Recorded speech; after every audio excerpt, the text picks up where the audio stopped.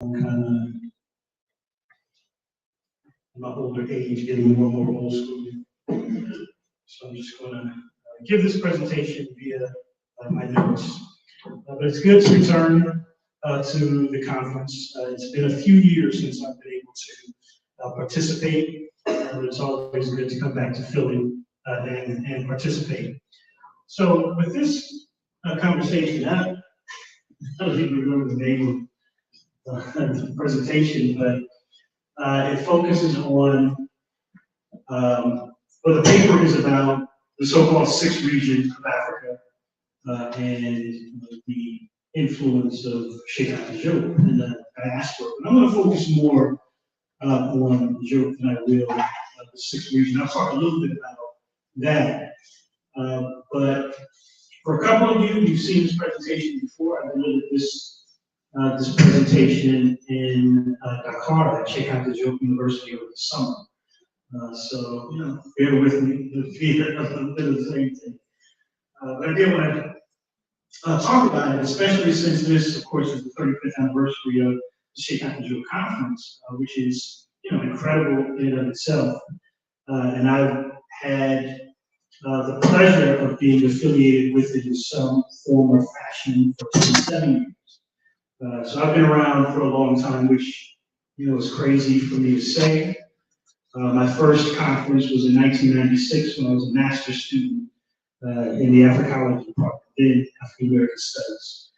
In any event, let's get to that. So the sixth region, for those of you who don't know, is the sixth region of Africa. You know, so of course, the continent of Africa has its 5 regions, and then more symbolically, the diaspora has been referred to as the sixth region. And even though I'm not going to focus on that part of the paper, I will say that this whole notion of the sixth region was really pushed by former Senegal President Abdoulaye Wade.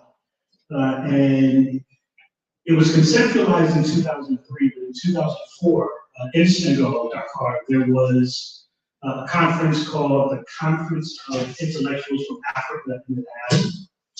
And at the time, and this isn't going to be a political conversation about why at all, but at the time, he was really talking about the importance of the diaspora. He was talking about an African Renaissance, and much of what he was talking about was influenced by Cheikh Anta Diop.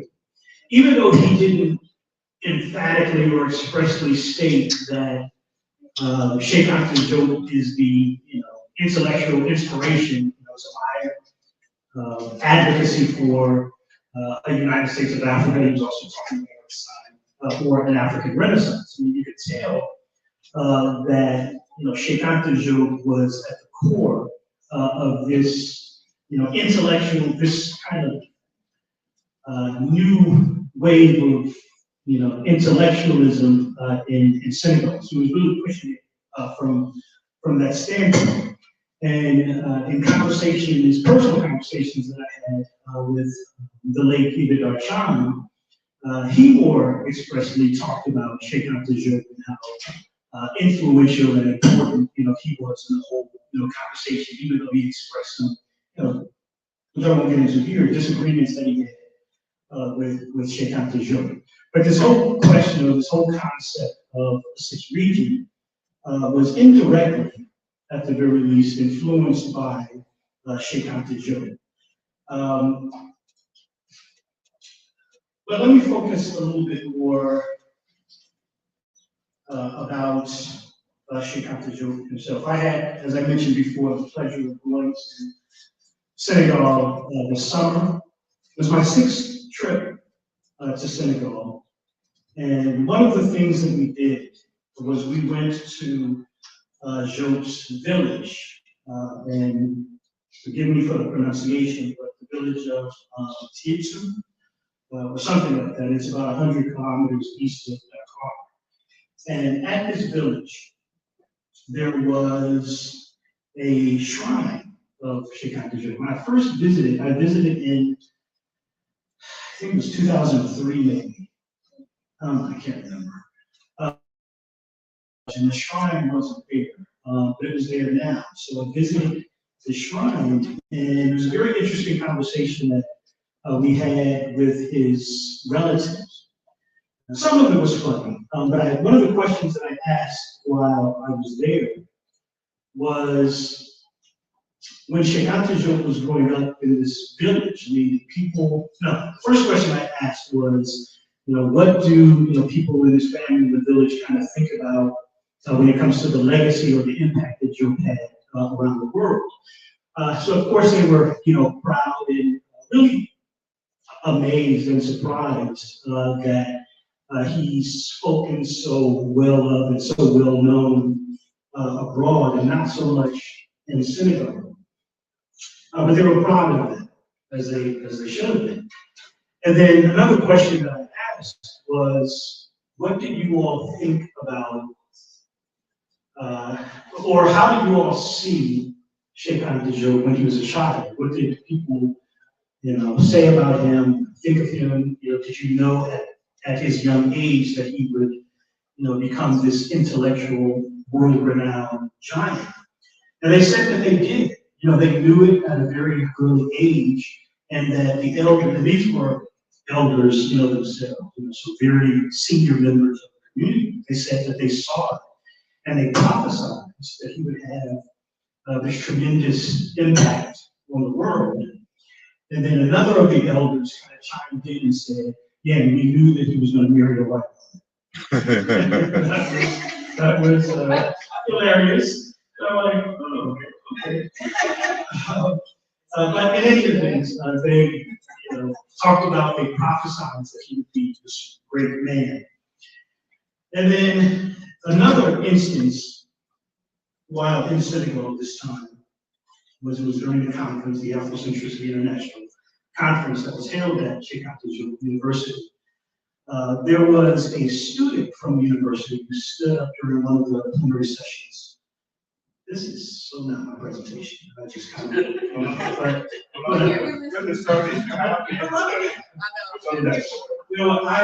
along with Crystal Temple, I don't know if she's in the room, who is one of the founders of this organization. So I'm going to give myself a little bit of latitude, veer off scripts. But there was a student who stood up and, said, and this is at Cheikh Anta Diop University. And he stood up and said, we don't know who Cheikh Anta Diop is. They don't, they don't talk about him, in our classes, hear about him. And then it was interesting because there was a professor from the history department who literally pulled the young man aside and started scolding him. I'm assuming that they were embarrassed by what this young man was saying in terms of being at a university named after this intellectual giant. And the students don't even know who he is, and the curriculum doesn't reflect who he is.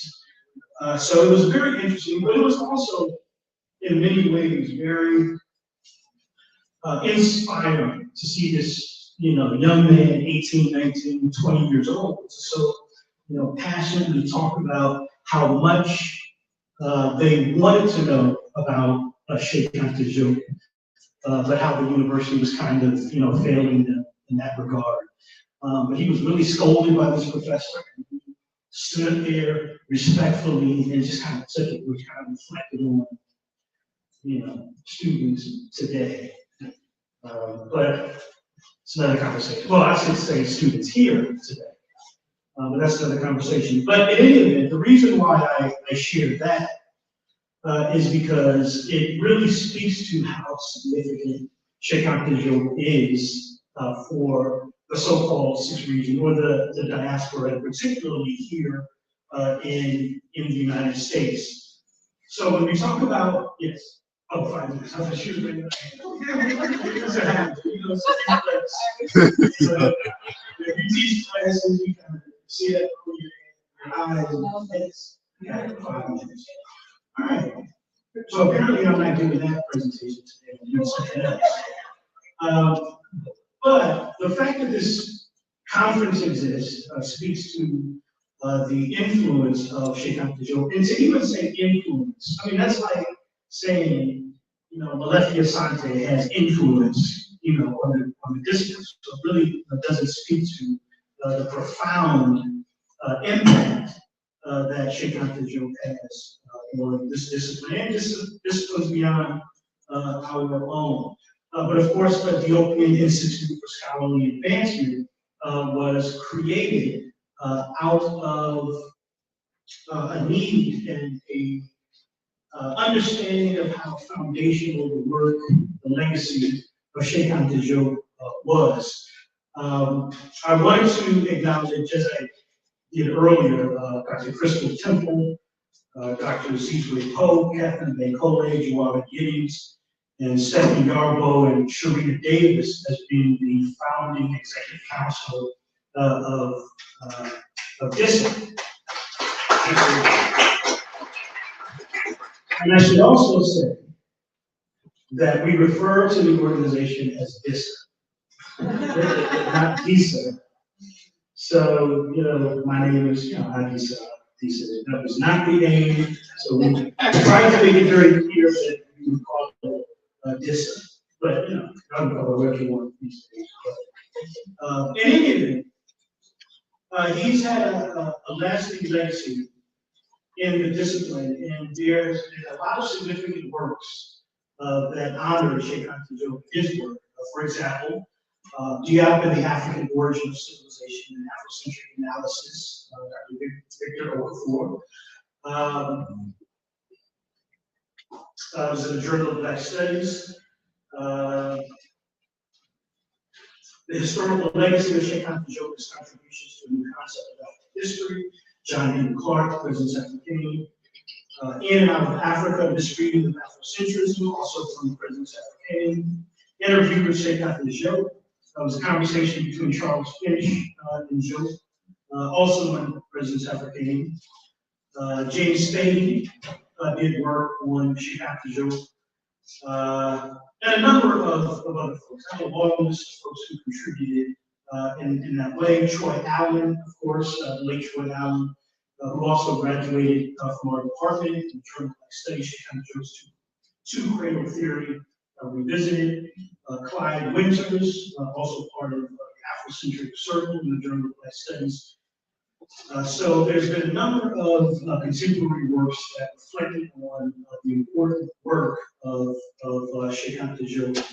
And I guess I'll finish. I guess I'll wrap it up.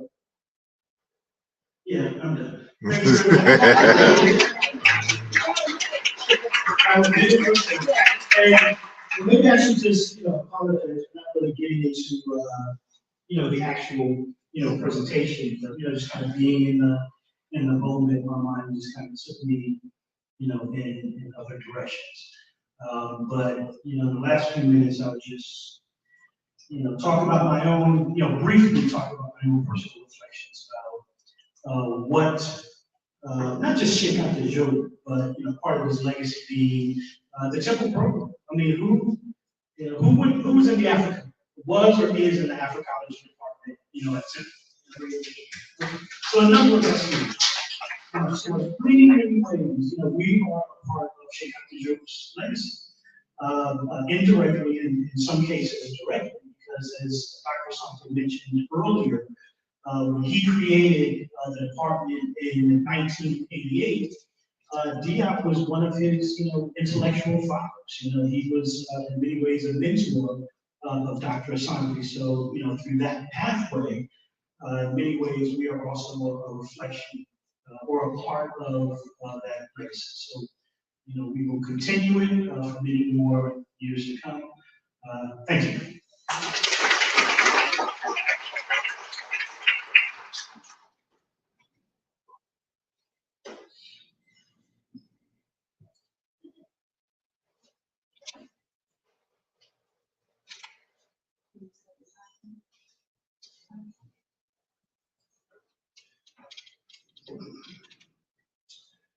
He was born in 1980, to my permission.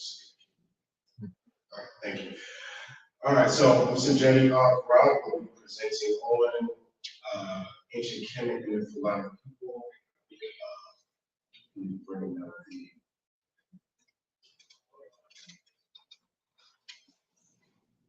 I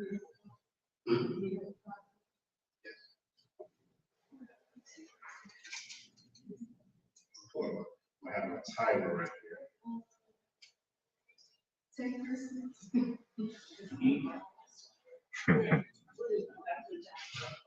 Okay. As long as it doesn't count, as long as it doesn't count against me.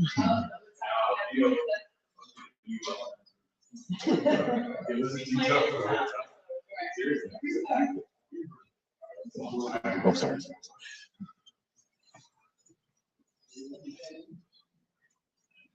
Why don't you extra minute?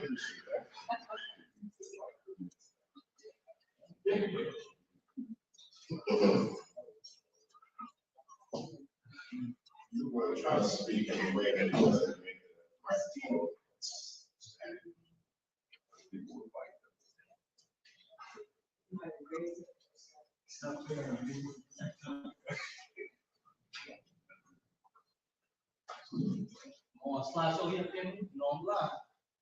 To your right. To the right?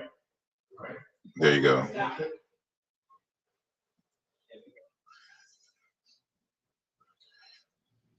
Okay, ancient Kemet and the Fulani people, continuing demonstrations in the cultural unity of Africa and Nile are Cheikh Anta Diop. Now, what motivates this presentation? Earlier this year, I decided to take part in an African ancestry because I wanted to know what my genetic lineage is so that I can then spiritually connect. Because we know about African cultures intellectually, study and read them, but it's a different thing when you can look on the map and say, those are my people right there. It's a totally different field. In addition to studying, it brings a full circle. So my maternal lineage is Fulani and Nile. My paternal lineage is Banga and Bang out of Japan. So my Fulani lineage is in the south, and my Mende lineage is Sierra Leone. But today we're going to talk about Fulani. So when I learned this, I realized, hey, I already have some information on the Fulani, or what you say, Fulani people.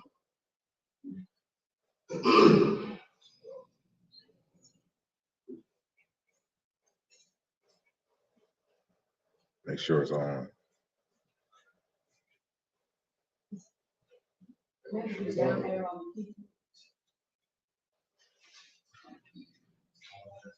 all right, cool. Thank you, sir. All right, so context, who are the Kemet people? We pretty much know that. Who are the Fulani people? We're going to go into selected proposals for origins and versus spirit of clan. So here's the ancient Kemet to you. We don't really need to, I don't need to convince you all that African, so we don't need to go into that. But we always like to use images on the left there. Of course, we have the map. Technically, it's upside down. However, y'all get the point there. So one of the phrases for their designation was Remeshli Kenet. Remeshli Kenet, there's the mention for it. Please take a snapshot, make sure you practice. So that's how you say people of Kenet. Okay. When you say Kemetu, it's also where it's actually saying those of Kenet, okay, in the plural. So here are images, selected images of Fulani, Ube, Pure, Pula, in different ways of saying Fulani. So Fulani is actually not a Fulani word or a designation. I believe it's Dinka, I believe. But they themselves say Pula, Ube, Puyuo, Pula. So the Ube are the largest group, as far as like ethnic, if you will, in Africa, but they are not a majority of any one country. So you find them straight across the Sahel, and these are some prime locations which you find them on the continent. So they're straight across. Now, in Kenya, you know that the primary mode of food production is agriculture. So this here is the tomb of Senechim and his wife, Nefertiti. Always like to include the wife as well because we like that balance. And this was reflected in an African culture art. So you can see, you know, they're what? You have the river around them, they're tending to the crops, and you know the cattle, they have domesticated the cattle and use them for domestic purposes, for food production. The Fulani use cattle as well, a little different.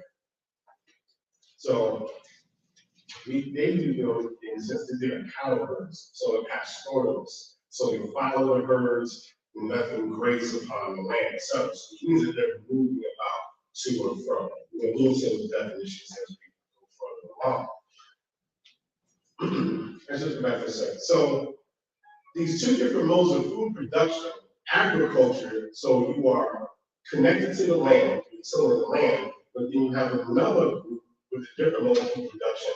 They're, these pastoralists, their animals may feed upon your which are grown, so that creates a problem, that creates conflicts. So, you know, a little further along, we'll talk about how the two different modes of food production, how you can work together. Also, I want to point something else out. So, in the student register, you'll see Sonjedi, he's prostrating before the altar. Your mode of food production informs your religion or lifestyle culture for us, and vice versa. So how you produce your food is also reflected in how you treat and relate to spirit, because spirit also is what sustains you physically and abstractly. The same goes for the Fulani. So if you haven't read this book, you should have. So in General History of Africa, Manual of Methodology and African History. So there's a chapter 11, Migrations and Ethnic and Linguistic Differentiation. So the author from USSR, or was USSR, overall, if I'm pronouncing that correctly, he begins his chapter by speaking about the German contribution to Egyptology and the racism that they brought to it in the beginning, and that still is probably there as well now. But this is what he says when we're talking about women. After this came the invasions of the light-skinned Hamites. Stop there. So Hamites, this is, you know, this comes from the Hamite, it's had to do with racism. This has to do with dark-skinned Caucasians, as we call it. Okay? So, who arrived through the Suez Isthmus, they were said to have been the ancestors of the Fulani side, Romo, Somali, and the Khoikhoi people. Okay, so, however, our great ancestor, he corrects this. In this class of work, the Afro-Northern Civilization, he says this: originally, the Pure, or Ube, were blacks who later mixed with foreign white element from the exterior. So he corrects it. The birth of the Pure branch would have to be dated in the period between 18th dynasty and Lower Egypt, a period of considerable crossbreeding before us. So you can see the visual there on the back. So this is the prime area where people from Western Asia will migrate in. So there's some mixing there. And then if you are cattle herders, you're also moving about. So this comes from, I'm going to say, written in French or Français, if I'm saying it right. That's it, right? Okay. So the pathways of the Nile. So that's the English translation of title. So he's showing different, two different migration routes into Senegal. So at the top, from Yarn Jao, the Senegalese historian, and his position is that in the upper Kenet, that southern region is where Fulani come from. They migrated across. Where Cheikh Anta Diop's perspective, according to his writing, is that the Fulani come from the upper Nile, or the Happy River, the origin of the two of those rivers, and then migrated over. So more research, technically, both of them could be correct, but all we know is they come from Africa. All right, now here's another proposal. There's some who believe that The Fulani are not African. Okay? Others would say, well, you have some came from out of Africa, India, etc., and then they migrated and went across as cowherds. And all these different names here that you see are variations of what we understand as Fulani. Okay? So, you know, the variations between B, F, R, L, etc. So this comes from a book by Oyenyere, and so my brother for reference. The sons of gods and the daughters of men, Afroasiatic interpretation of Genesis 1 through 11. I'm not pushing Afroasiatic because it isn't valid. That's the name of the book. So the names that you see here are also here. So you have the different variations of the same name according to his work. So when we go to the Egyptian Hieroglyphic Dictionary, you have this word apiru, and Elon's Budge has been in the class of stoneworkers, etc. But here you see the variations of P to R and F and L. So full from the Kemetic word peri. So at the top you see the metametric here for peri, which means go, come out, go up, descend. So many of you know about the classical word, the Runu Perkin Heru, or the book of Common Core, if you will. Runu Perkin Heru, so that Perkin, correct? It means going forward, come forward back in. So that verb is here, top. And you see the legs, which implies movement. And then you have a noun, needed, peri, which is bull. Now, what do the Kemet people use in agriculture? They use cattle. What do Fulani use? They use cattle. Interesting that you have a paranemic relationship, I don't know if I spoke about paranemic earlier, between the two words. Now, Amar Salam said this. Taking into account these connections, it becomes obvious, and the fact should not surprise, that the Fulani is both the character who immigrates, that's movement, and who is the master of milk. Indeed, Virgo, immigration, immigrants, and furlough, place of immigration, are particularly illuminating with regard to the nomadic character of the Fulani. All of these terms can be compared to the Egyptian term prepare or ferry, to go out. And the Fulo would then be the man who left from the country. In any case, there is a verb, fulde, in the jaw, fuler, traditional region of Senegal, which means to go out. So again, this is movement once again, reflective of their lifestyle and mode of food production. All right, so civilization of Africa by Christopher Eric. So around 1000, along the western fringes of the Sahara Desert, in Tagore, a new kind of nomadic population, Fula, began to develop in the late period of Ghana. You know, Ghana is the empire of Ghana, if you will. So it's Ghana. Their own cultural roots laid in Niger Congo civilization, and their language belonged to the West Atlantic branch of the Niger Congo family, which also produced Soler and Wolof. But they seem also to have been strongly influenced by their Zaga Berber neighbors of the Western Sahara. So they are being influenced by the people that are in close proximity to them, so take on some character, and that's characteristic of people who are pastoralists. All right, so let's jump down.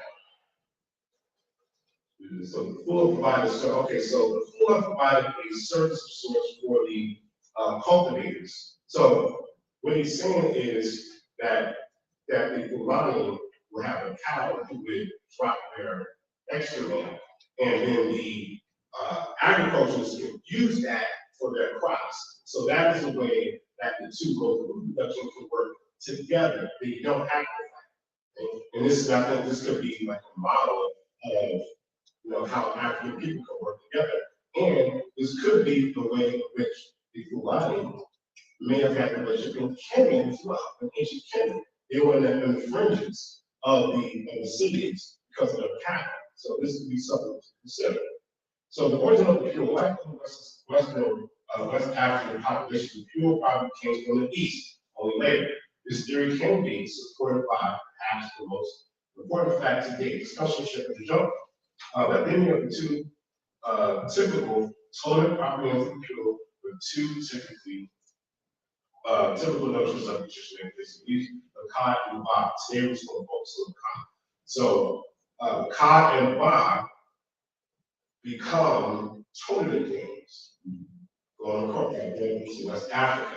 So in question of you, or the Fulani question, the Ka in Egyptian designates the bull, which is high devil. The Ka or Khan clan, is the Fulani, is indeed a clan of Fulani cowards. There remains the enigmatic Ba. Given compare Ka Ba as Egyptian does not designate many. We know that the names of Ka, Khan, Ba, and more specific, they share this with the Nuer in the upper Nile region as well. So the concepts of spirit and soul, and then it was shared, borrowed, and took it into West Africa. So check this. There's the word for Ka. What's that picture? Which is Ka in practice. So Ka, spirit, essence, with the two arms raised. And then we have Ka, food, sustenance. It's also a word for bull. So you have a parallel relationship between that idea of spirit and cattle and bull. So on the left, we have 13th dynasty Mesuku, Mesuku is king. From the 13th dynasty, King Haru. So you see the Ka upon his head. In the Yoruba tradition, we recognize that the spirit is inside of the head, Yorori. And here you see on top of the head here, which reminds us of the horns of who we see like a cow there. And there's other pictures out there where you see a similarity. As well. So we have the divine cow. So we have Haru or Hathor. And for the record, Hathor is not a Greek word, by the way. It's an African word. So now some people don't like it. Yeah, we say put Haru. Yes, say that. But Hathor is not a Greek word because you cannot find etymology of the word Hathor in Greek. So Hathor is African. So we go and say it. So the divine cow. There are two ways in which the word is written. It's a fictional copy. So in Middle Kemet, what we call Grassroots Egyptian, Hathor or Hathor, and Kuler, Etor, because the H drops off. Even in Greek, you have Athir. So in other variations, the H drops off, and you have the consonants which left. So the Fulani or Kuler, they're saying Hathor, is Etor, which is the primary cow that Abu Bakr Salam, he discusses in his work, so makes him work on the Egyptian version of Fulani. All right, conclusion. The Fula people, Pastoralist Africans, originating from the Upper Nile region, migrated within Africa, okay, as well as to Western Asia, and migrated back to the continent, adopted various customs, African customs, and adapted to their original neighbors. So the perspective of Cheikh Anta Diop that come from the southern regions of the Upper Nile seems to make more sense because from there you have Fulani who go west, go south, go in different directions. And you have some who go into Western Asia. And that might be where some will say, "Oh, I think they're not African." But maybe that one group will came back in, but you will always have some Fulani who would see an African. And with that same logic, African Americans, if Fulani are not Africans, then African Americans are not Africans. If you're seeing that, it's because of a mix. So Fulani are just as Africans, African Americans, just as Africans in the other African. Okay? So based on Cheikh Anta Diop, I think his perspective is the most plausible. I do see, where you say that they come from Kenet. It makes sense. We have some roots in the fringes there. But the language, some of the customs demonstrate that you have a cultural unity of these two African people. Thank you.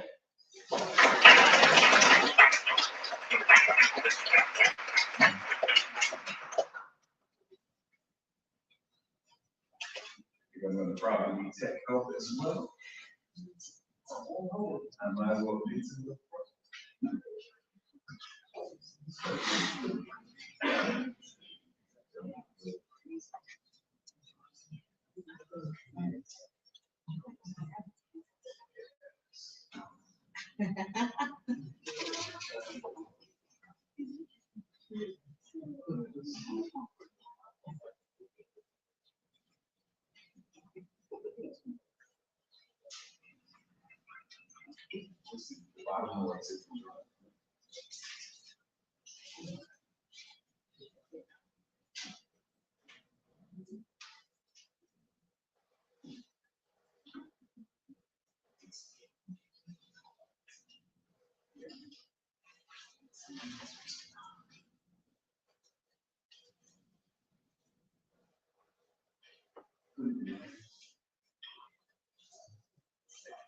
if you minimize it.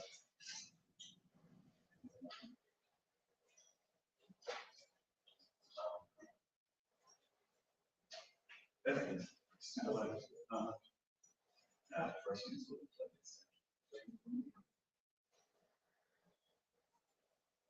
joy to take. Yeah, I had it set in reserve. The African family, I thank you for your patience. You know the deal to have here.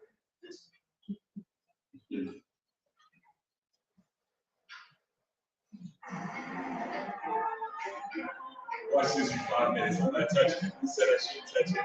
Introduce myself in peace. Watch this for 5 minutes. I'm telling you what you see. You know what you see.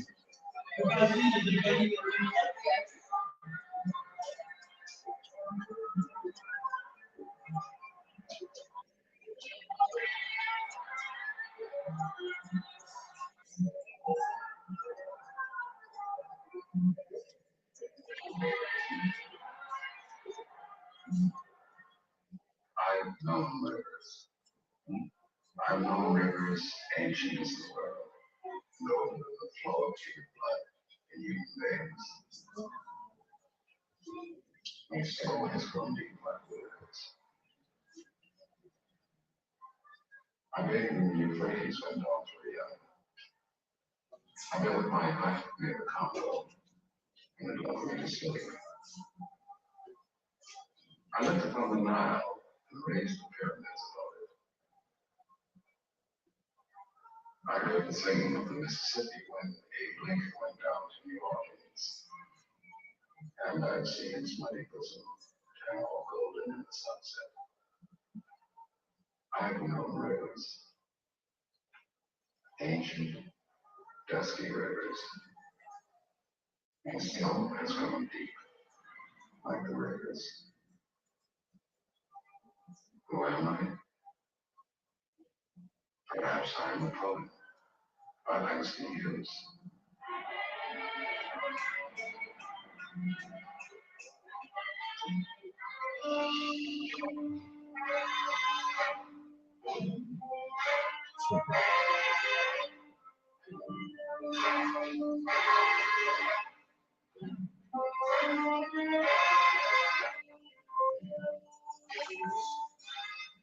Who am I?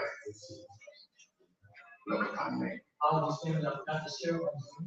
Look upon my images. Listen to my sounds.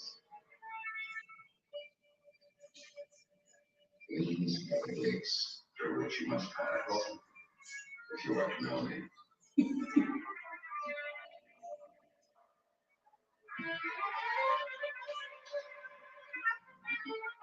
What is my name? My name is Uganda. Thanks to use my Pastoralist. What is my name? My name is Benin, Ethiopia, Monomatop. My name is Africa. Gather around me. Gather around my writers, musicians, artists. For we have many moments of creativity. and history to share. Moments in which we shall tell the world who I am.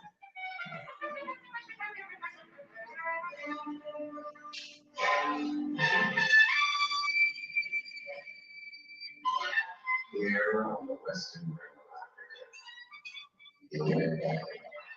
in the spring of 1966, I greet you, my gifted artists.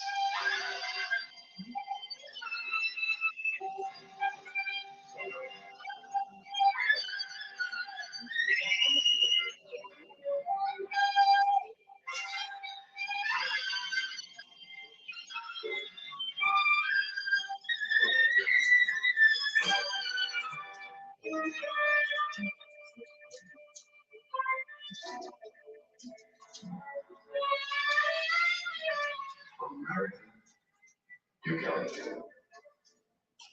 3,000 miles and 400 years separate you from Africa. Yet here you are, to tell the world who I am. Welcome to the first World Festival of Liberal Arts. Who also bears my name, Leopold Senghor, President of Senegal. Let him and his countrymen provide a place at this festival for all who seek to know me.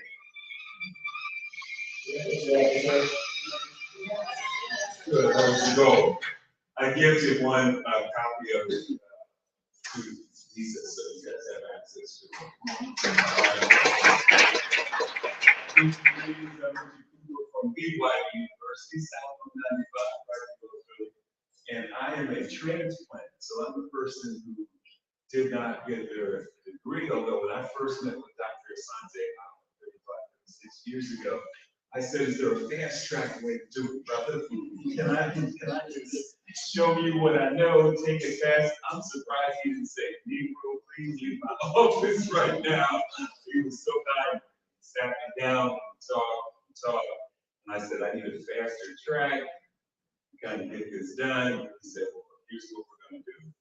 And we talked, I ended up getting my PhD here in urban education, which I thought at Temple meant something to do with black people. State urban did not mean black people. A bunch of stuff. I said, you gotta talk about black folks in urban education. No. So he connected me with Dr. Kenet. And he said, well, he's gonna help you, and he's gonna serve as like an advisor to you, because we had 2 rounds of comments. And your second round of comments will be in like a form of Africology, and Dr. Sunday will do it. Just because he's Dr. Sunday. Yeah, no, you're a good brother, I'm gonna help you, even though you're not in the program. And I've been in the program ever since. So this program, the ripples have touched the world. It's touched other people. It's touched, those of us who, may not have been in the canon with you all. We might like you right outside of us, listening in, partaking, and like Brother Deason, when I come into these rooms, I'm looking for people that I remember, the debates. And I'm surprised we used to go 9 o'clock or 10 o'clock. People were still talking. I want my 2 minutes back. People were still and debating nuances and details. What seemed like nuances were critical. I've listened to lectures on how Dr. O'Bannon just say one word. Make sure that's just amazing. Like, how do you know so much about one word and why and so forth? So I'm honored to be here, pleasantly surprised. The piece now, you helped me to get some PowerPoint out, and I'll be quick. I can do it in 7 minutes, actually. If I get my PowerPoint out in 1 minute, we can switch. I wanted to show where Dion got one of his early awards.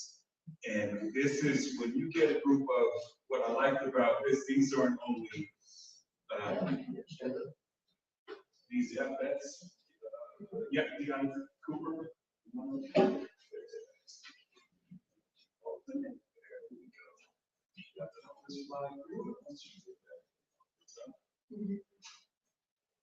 Although I know the minutes are gone, I've got 1 minute. And we go to start. See, I'm a beast at my home school. At my home school, I can work everything. Go to another university, they're a little different. So I'm gonna do this really fast, just kind of talking through it when you're talking. So it's the ripples. You know, as I've said to people, you can't get hyped about 50 years of hip hop without understanding the African essence of it, and that something existed before people were dropping violence, scratching, and cutting, and they were cutting into the vinyl and the souls of African people in their music and in their art forms. And so it made me wonder about how many of the ripples, you know, existed when you look at knowledge and put Africans at the center. Dion's work was a joke, as I heard Sanjay and folks go back and forth 10 conferences ago, what was the correct way to say joke on that? You have to look at the ripples to begin to understand the African essence there as well.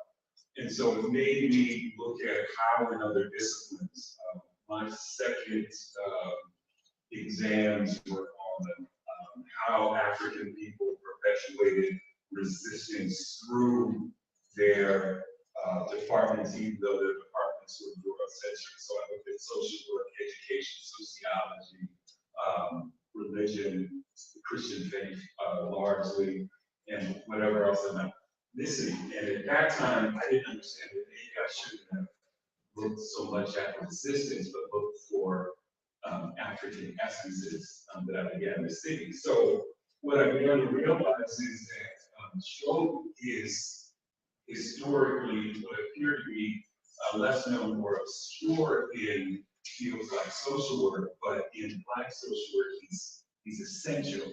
And so when folks in 1966 and elsewhere, Mary Baraka was there, if information is correct. When folks went to these world conferences, they came back and they created cultural events, music, dance, lectures, talk. And this event was a month long. And if you look at the whole video, it's only 40 minutes long. But when you look at the whole video, lectures, political, artistic, social, they show 15 types of African dances with ethnic specificity. It was just beautiful. And you'll see hip hop, you'll see break dancing. It's just not all that, but they are spinning and flowing and moving. And then what? That's 1966, the birth of hip hop. 15 years later, art, dance, culture, spoken word, it's all there. So this African essence we see, and it comes through all of our lives. So it's, for me, of course, Osiris being to rise, and we see it in all of the disciplines where Black people have had an opportunity to create, dismantle. 1920, when you look at Atlanta, and I got accepted to social work school there, but ended up at Howard where I got my answer, where they focused on the Black experience. Now, I want to help my mother. I really do, because they need to move beyond the Black experience. We love our HBCUs, but we've got to kind of up the ante a little bit. And other of the schools of social work having the paradigm along. That's just a little notation there. Again, when you put these two brilliant scholars, and you award them the same 1966 Festival of Conference, that was just amazing. I had more to say about that, but I won't. Juxtaposition, I wanted to talk about like the having elements in it, like the having elements in other jazz artists and musical artists representing the country there. They went back and were influenced and spread the word music. They did phenomenal things in music and art that were the ripples that touched the rest of us and that birthed other movements, even though people didn't put it together in the same way we do as academics or intellectuals. And then so I did a juxtaposition here with Cool Herc, and we have to acknowledge his sister who organized the party. When people and Black folks organize parties, you can't just say, well, the DJ was all that. Who organized this house? That was his sister, by the way. We don't give the women enough credit. And so what it's, and I think sometimes, and, we're guilty of it in the middle line down. Sometimes we just look at the aesthetics of our greatness, but my memories, they brought together the artists, the word people from the village. They brought them all together. Can you imagine months long what that would have been like? I mean, I can only dream about that. I mean, I've gone to some good parties. They were amazing. But when you look at some of the retentions, the retentions in that, it's sad, but it just shows where we were in evolution. Even if we call ourselves Negro, we're calling ourselves Negro, now we know something else is going on, and now we can articulate with a deeper historical structure, and we can now talk about our lineage in ways that we could close in fall. So the point of this work then was just to tie it into some of the more contemporary folks in social work, some of whom you may know, Thad Mathis and Sister Dr. Lee Merritt and Jerome Shealy, Dr. Barbie, who was one of my best friends they transitioned a year ago. And they oftentimes, when you ask them questions, you will hear, this is where I sat, you will hear that they attended festivals, they attended events that were shaped and informed by diaspora, but oftentimes not acknowledged. So when I talk about this ripple or this unawareness in our discipline of his contributions, just like I got involved here historically, there is this ripple that pulled a lot of us in and changed the world. And I look forward to helping to write more about some of this in a more linear and didactic way.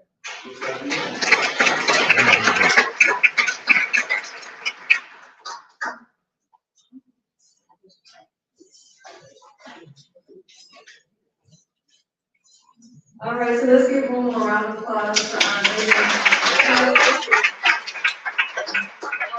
I will hold out 15 minutes for questions from the audience. Are there any questions? Oh, okay, some questions. Okay. I just have to comment that the last presentation that we just watched served as an apt illustration of the transdisciplinary impact of Afrocentricity, of Afrocentric knowledge, of Afroecology. In fact, I can see even how it has also impacted upon scholarship flowing out of the African continent.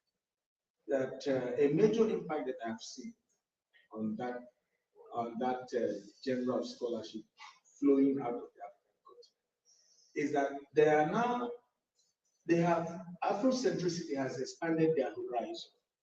They are now continuously engaging in analysis of African affairs using a continental scope, as opposed to the past whereby they allow themselves to be imprisoned and limited by the continental grids, the continental divides that colonialism, the continental chain that colonialism imposed on our minds. And so they tended to see things from the Nigerian perspective, from the Ghanaian perspective, from the South African. Now they're able to think of the African perspective. When they talk about linguistics, they're able to try to create those linguistic connections, and this is all flowing quietly from the impact of what started in the diaspora. And one more thing I need to say about this is this. Earlier on, we saw during the plenary session a presentation on the horrors of slavery, the slavery. And what I would like to share with those of us in the diaspora is that one of the impact, or amongst the identifiable types of impact that Afrocentric knowledge has made, not just on the US, but also across the globe is this. There is a greater level of consciousness of slavery and enslavement in the diaspora than there is a consciousness of the horrors of colonialism and extraction of Africans out of Africa on the African continent. There is not a mass awareness on the African continent of the horrors of colonialism. There is not. What exists on the African continent is a benign picture of colonialism. A picture of colonialism that colonialism actually brought goodies to Africa, brought discoveries to Africa, created this, created that. And masses of Africans are not aware that for 400 years, hundreds and thousands and millions of Africans were extracted and transplanted across the Atlantic Ocean, out of Africa. Masses of Africans are not aware of that. Masses of Africans are not aware. Across the social class. That is the level of the state of knowledge or lack thereof that still persists on the African. Somebody talked about your visit to Senegal and the university that is named after Cheikh Anta Diop. And one of the students was courageous enough to come to you and say, look, they're not telling us about Cheikh Anta. I'm not surprised. You would imagine that a university such as that would make introduction to Cheikh Anta Diop a required course for all entry-level students at that university. So these are things that we need to be aware of, as we continue this dialogue. Thank you. You have one more question? That's a good question. Or comments? But I'm not going to be long like you. My name is Jinaka. I came here to support my friend, Dr. Blackwood. We talked, but we never met. And then I started WhatsApp. I discovered all of you. I'm at Lincoln University with Dr. Hope. And then so I follow you guys. I do not want to speak, but I just want to give like a quick competition to the gentlemen. Sometimes when people talk about Africa, they think that there is no motion in Africa. Things are changing. Things are changing. And then maybe in schools, people are not talking about Cheikh Anta Diop the way they should, but the conversation is in the community. And this is also, we have to take that into account. For social media today, from the articles, people are seeking, this is how I discovered the gentleman here. People want to know about Diop, about the work that you guys do, and then the conversation is there. Yes, masses of Africans do not know about the mass awareness, but today, with what is happening in Francophone Africa, is the fight for the second decolonization of Africa. People are claiming, all of them, Molivier, Diop, Nkrumah, it is happening. But the people in the English-speaking Africa may not seize the significance of what is happening in Francophone Africa. This is what I want to say. Thank you. Thank you. Just another short comment, less than 50 words. We got 40 minutes. Civics minds see people statements. The strongest tool in the hands of the press is the minds of the press. Okay, short and sweet. Yeah. I want to say thank you again to our panelists. We have some certificates of recognition for Dr. Lisa Pepperell.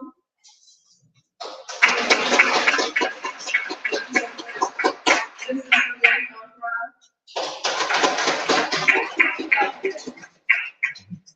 And last but not least, Dr. Richard Cooper.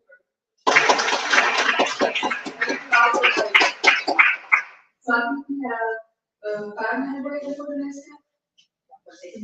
Oh, okay. Hi.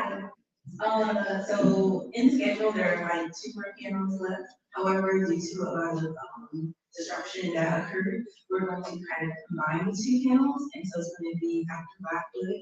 You're going to get a special presentation from myself, as well as Dr. Nicholas. So those are going to be the next 3 panels. Those are the next 3 panelists. And we are going to do that panel in the next 5 minutes. Thank you.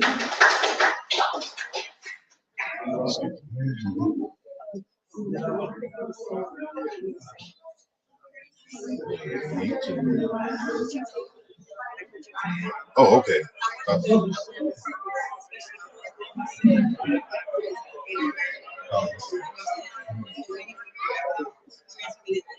Yeah. So, is there something Yeah, you'll, yeah. I can send you the YouTube, and you will see it's all the video. I didn't even check. You can't be worried, out around worried. You're live? Yeah, I'm live. They breaking. They can hear us. They can hear us. So, you know, your love for Idris Elba is just They're live. it's safe with me. Why you do that? Yeah, I'm just gonna just check and see. So that's Sonjedi. I didn't even check.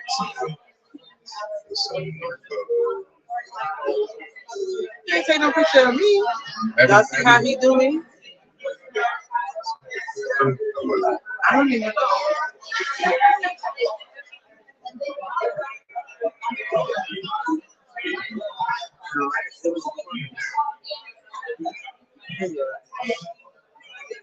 There's no video? Yeah, Oh. so yeah. Okay. You're trying to play me on live internet. Turn that off. So I'm just gonna keep lying till my batteries run out. Yeah, I got it.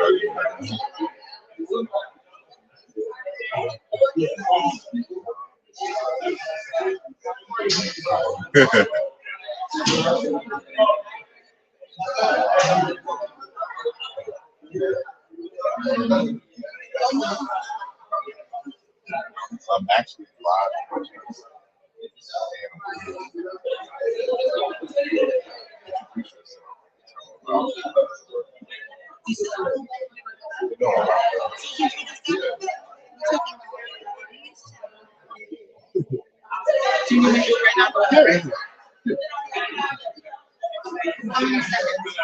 As long as you need. So, peace and blessings, family. We are here at the Cheikh Anta Diop conference. I know it's kind of loud at the moment, but hopefully you can hear well. And I have with us Sister Asia, and she's going to introduce herself and tell us a little bit about the organization in which she is the founder, or I'm leading it now. just leading it now. So she's a major player in it. But go ahead. Children's Windows to Africa is Darisha Lawatoto for Africa, located in Pittsburgh, Pennsylvania. After 10 years of preparation, my Malimu, Dr. Iya Adeniji Lawrence, bestowed the legacy of Children's Windows to Africa on me that allowed me to lead the organization and redesign it. So since 2009, I lead a team of artists and in Daisy, and we enter into public housing communities where we bring creative and cultural arts experiences to those children so that they don't have to leave their neighborhoods. They can learn and play and grow and be with us in their environments without having to worry about transportation or any of those kinds of barriers. We have Mwalimu that guide us each year. Sarimotep is one of those people. And each year before we move out into the community, the Mwalimu will ground us in the most essential things that we need to focus on. So right now we're focusing on strengthening Dr. Fukiao's work of Kindesi, the Congo art of babysitting. We're grounding in an Africological context to guide our linguistic approach, which is guided by Asar Hotep's work. And we're using the Association of Black Psychologists model to be able to design the Sawubona healing circles, in addition to the emotional emancipation circles for caregivers. And we're working to expand our capacity so that children don't have to wait to see us in the summertime, but they can be with us year round. And that's how we're working on behalf of Watoto. And why we say, Darisha, la Watoto, Wa Africa, Wa Africa, Darisha la Watoto, Wa Africa. Thank you very much for gratitude. Thank you. How you doing, good brother? I'm live on my YouTube channel, so I'm just having people say hello and welcome and tell them, you know, who they are and what they do. Say it again. Of Senegal. All right. Nice to be with Cheikh Anta Diop in this critical centennial. We celebrate it. And in the future, you'll remember this day. Appreciate it. Thank you. And they are preparing for more conversations. Dr. Kamika, would you like to say a word? I'm live on my YouTube channel. Welcome to the 35th annual Cheikh Anta Diop International Conference. We're winding down, but it's been a wonderful conference, and we're just so happy that scholars like Imhotep have graced us with their appearance again and dropped some knowledge. And it just feels good to be back after COVID. Not seeing folks, the community and the energy, it's fabulous. I miss it. Thank you very much. Thank you. All right. So we'll try to get some more conversation. I'm live on my YouTube channel. Would you mind introducing yourself and saying a little something? If we can get just a little bit here. Go ahead. Greetings, everyone. My name is Dr. Alicia Blackwood. It is a pleasure being here. We've been fed. There's so much information that has been shared. Just to be able to elevate ourselves as scholars, warrior scholars doing this work. My work is in Ubuntu. I'm also the executive director. Go ahead.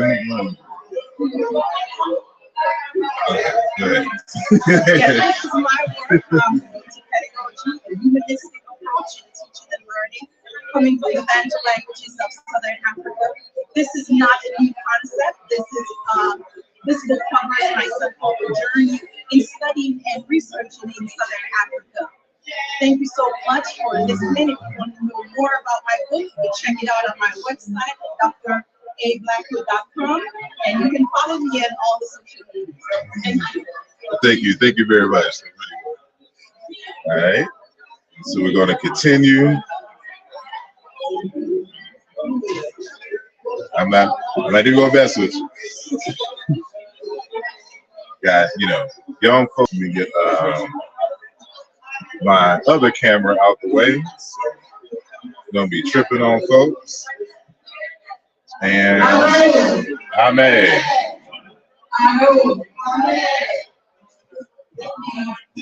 Everyone will make their way back to their seats or proceed with the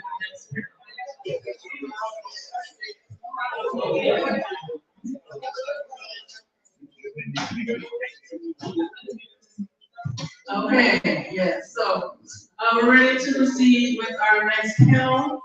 This will be the last panel of the evening. We're combining several folks together, several wonderful folks together. Send you all feeling talked off, filled to the brim with intellectual goodness. Right? So, in this final panel, we have three panelists. We have Dr. Alicia Blackwood, who does from Longwood University.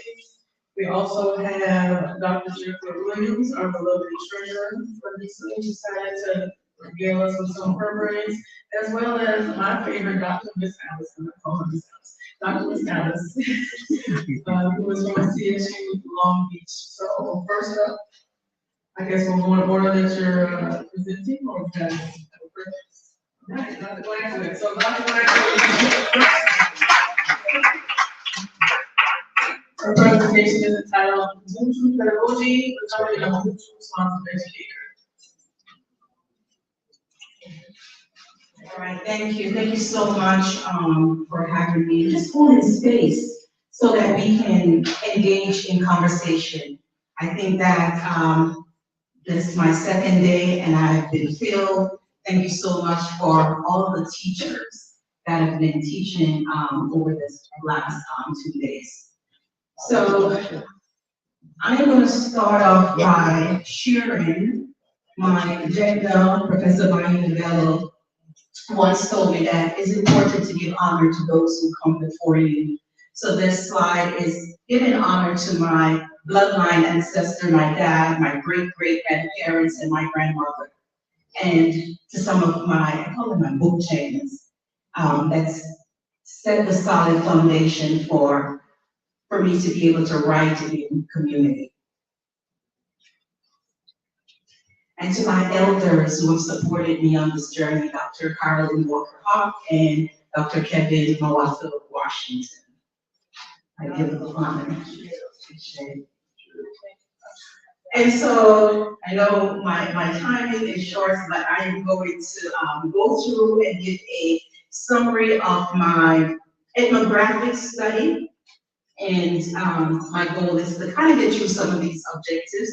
That is the goal, but I will try my best to summarize this. And before I get into the depth of the presentation, I wanted to kind of just share my story. What brought me to this work? So I was born in Jamaica. I'm from a Maroon family, and I was raised by my grandmother. My grandmother, an amazing teacher. She only had a 3rd grade education, but I remember my grandmother teaching the elders in the community how to read. My grandmother was caring, she was loving. She taught me about sharing is caring. And so my first foundation of early examples of Ubuntu was through my grandmother's lens. We didn't call it Ubuntu in Jamaica, but that was the example of Ubuntu. Fast forward in my journey, I migrated to the United States and did my schooling in New York City and wanted to become a teacher to honor my grandmother. And so that journey took me teaching in a Montessori school in New York City for 4 years. Fast forward to going to Florida and working in public schools. I was teaching my first year. It was so bad that the principal demoted me, took my teaching salary, and put me at the lowest paying paraprofessional. That's another story. That was illegal. That's another story. She was fired, and I was reinstated in the, this is public school, I was reinstated in the classroom in the 6 weeks later. And so I share this part of the story because it is a part of my journey. So my classroom 7 years later became a model classroom. And when I say a model classroom, I had principals, teachers, deans, professors coming to my class. It's not moving. Coming to my class to see the things that I was doing. And so one day a professor who studied and researched in South Africa left a message on my desk: "You teach in the spirit of Ubuntu." That was the first time I was hearing the word. I wanted to understand what was the pedagogical moves I was making in the class. What was I doing for him to say that? And so it took me to the journey of going to grad school, doing self-study, trying to understand what it means to teach in the spirit of Ubuntu. In grad school, I was a Fulbright scholar, and so I had the opportunity to study and research in South Africa, Namibia, and Botswana. And so I refer to that as the land of Ubuntu. And so just having conversations with the members in the community in collaborating with the teachers in the schools, I got a lot of insights in terms of what is Ubuntu. So before I go into defining Ubuntu, those of you that are tech savvy, you can join my Mentimeter and put in all that you know about Ubuntu. I'm gonna give you like 30 seconds to scan the QR code and just put in whatever you know, words, put what you know about Ubuntu. 10 more seconds. Thank you. And I will come back to that slide, but I just want to kind of share some of the things that others have shared in, I've used this in another presentation. And so when we talk about Ubuntu coming from the Bantu languages of Southern Africa, it speaks to the essence of being human. A person with Ubuntu is available to others. That's Ubuntu. Others have said oneness, we-ness. Ubuntu promotes the idea of humanity. And Ubuntu is an all-inclusive worldview that encourages kindness, generosity, cooperation, mutual support. And so the key principles to unpack Ubuntu is elements of care, respect. When I'm in South Africa and amongst the Zulu, the elders will say to me, you got Ubuntu. And so it's the essence of being human. So one scholar said, I am because we are, John and Betty. But Ubuntu is not something new.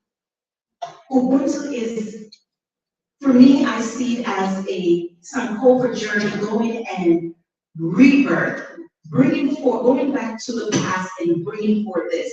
In the Akan culture, they talk about Sankofa, return to your past and learn from it.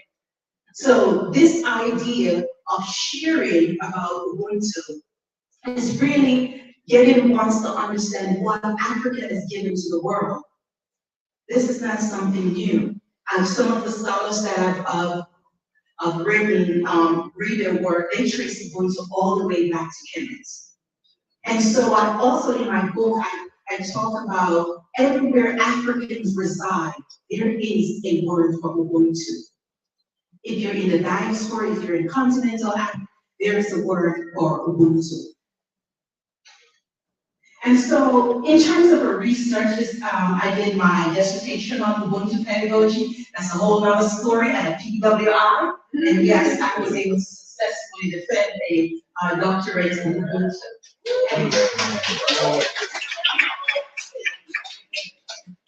And so this is just the conceptual framework grounded in the idea of the five pillars of Ubuntu pedagogy. And I must say, I'm not the seminal writer on Ubuntu, Dr. Kokudu. She is the seminal writer on Ubuntu from the University of Missouri.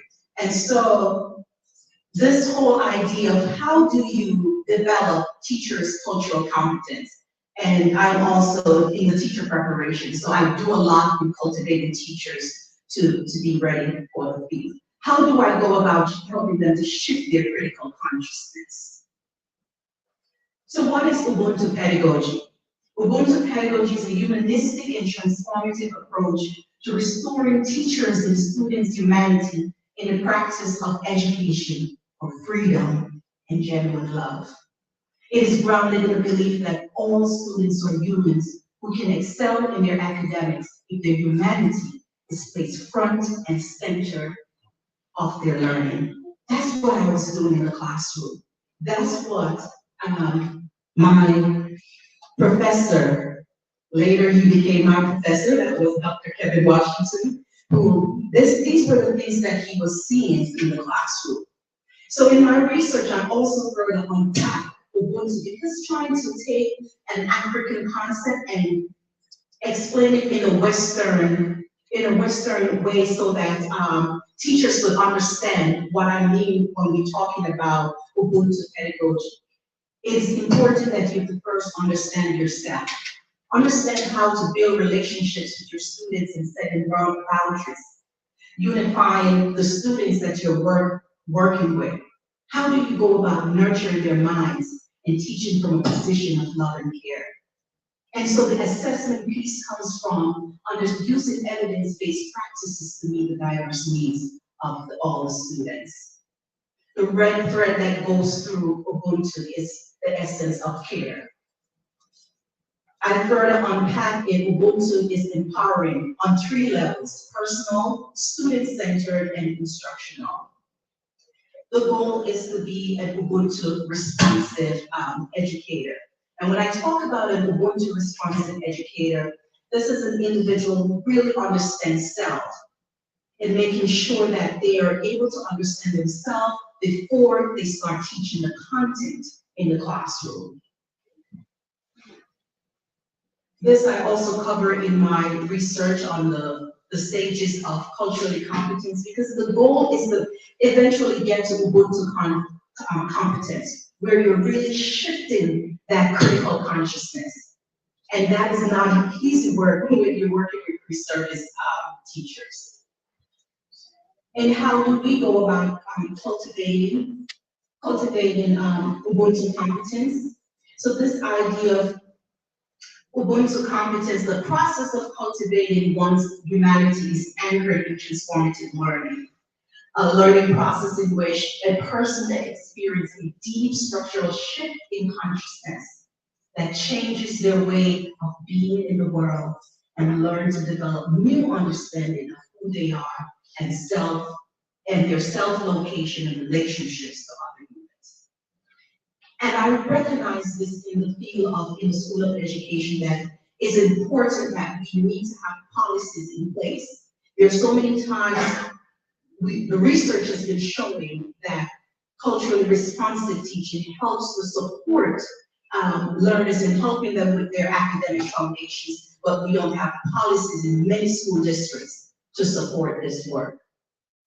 So when we talk about the personal level, when I said personal level, you have to understand yourself as an educator. I use social science to share with my students how to do that. The implicit bias association test, that's one of the ways that I help teachers to unpack that. Student-centered, making sure that you're bringing joy to the classroom in working with the students, doing the things that meet the diverse needs of our children that are coming from collectivism cultures. On the instructional levels, making sure that we are giving opportunities for our students to demonstrate different ways of knowing. And I wanted to share this in closing. This is a message that when I reached out to, I refer to her as my book Jegna, Dr. Opokudu, and I said she is one of the seminal writers in the US in terms of Ubuntu pedagogy. And before I read her statement, since I published this research in 2018, there's so many other South African scholars are now writing about Ubuntu pedagogy, because this is something that was not being popularized or using our African constructs to be able to define and define the work that we are doing. So Dr. Opokudu, when I asked her, why is it important, why is Ubuntu pedagogy important for the 21st century? And this is what she said. Ubuntu is not only necessary, but it is non-negotiable for the 21st century classroom. It is transformative and it is the perfect antidote to the pervasive and oppressive and colonizing pedagogy used across many schools. Ubuntu pedagogy accords and restores students' humanity in the practice of education for freedom, because it honors and it affirms students' humanity. It values and utilizes their funds of knowledge, making their learning culturally responsive, empowering, and relevant. And so in this work that I've engaged in really unpacking, starting from self, I had to figure out what I was doing in the classroom. And growing in the body of research, we need to be able to create humanizing learning spaces for our students. This was done in elementary, but I also use this framework in higher education as well. Because a lot of times professors need to create humanizing syllabus for their students and create learning spaces that are inclusive for our students. These are some of the resources that really ground my work in terms of we write in community. The foundation of sociocultural theory, which really grounds my work, Dr. Laura Adams-Billings, Foundation in Culturally Relevant Teaching, Geneva Gay, Dr. Geneva Gay with Culturally Responsive Teaching laid the foundation. And so this is writing in community with these scholars as well. These are just some questions that you can further reflect on, whether you're in the schools or you're in higher education, but just reflect deeply on your practice. Are you creating a humanistic atmosphere for your students or your organizations that you work in?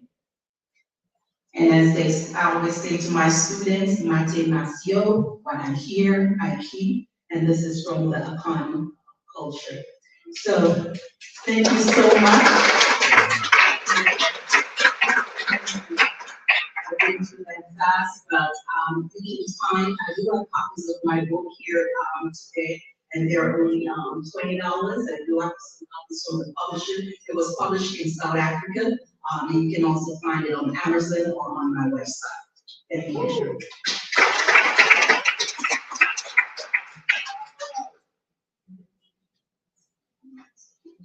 Thank you so much, Dr. White, for that rousing presentation. Timely, we'll get to that in the question. So moving on. Next, we're going to have the illustrious Dr. Jennifer Williams, who's going to do a presentation entitled Afrofuturism, Sankofa, and Candy.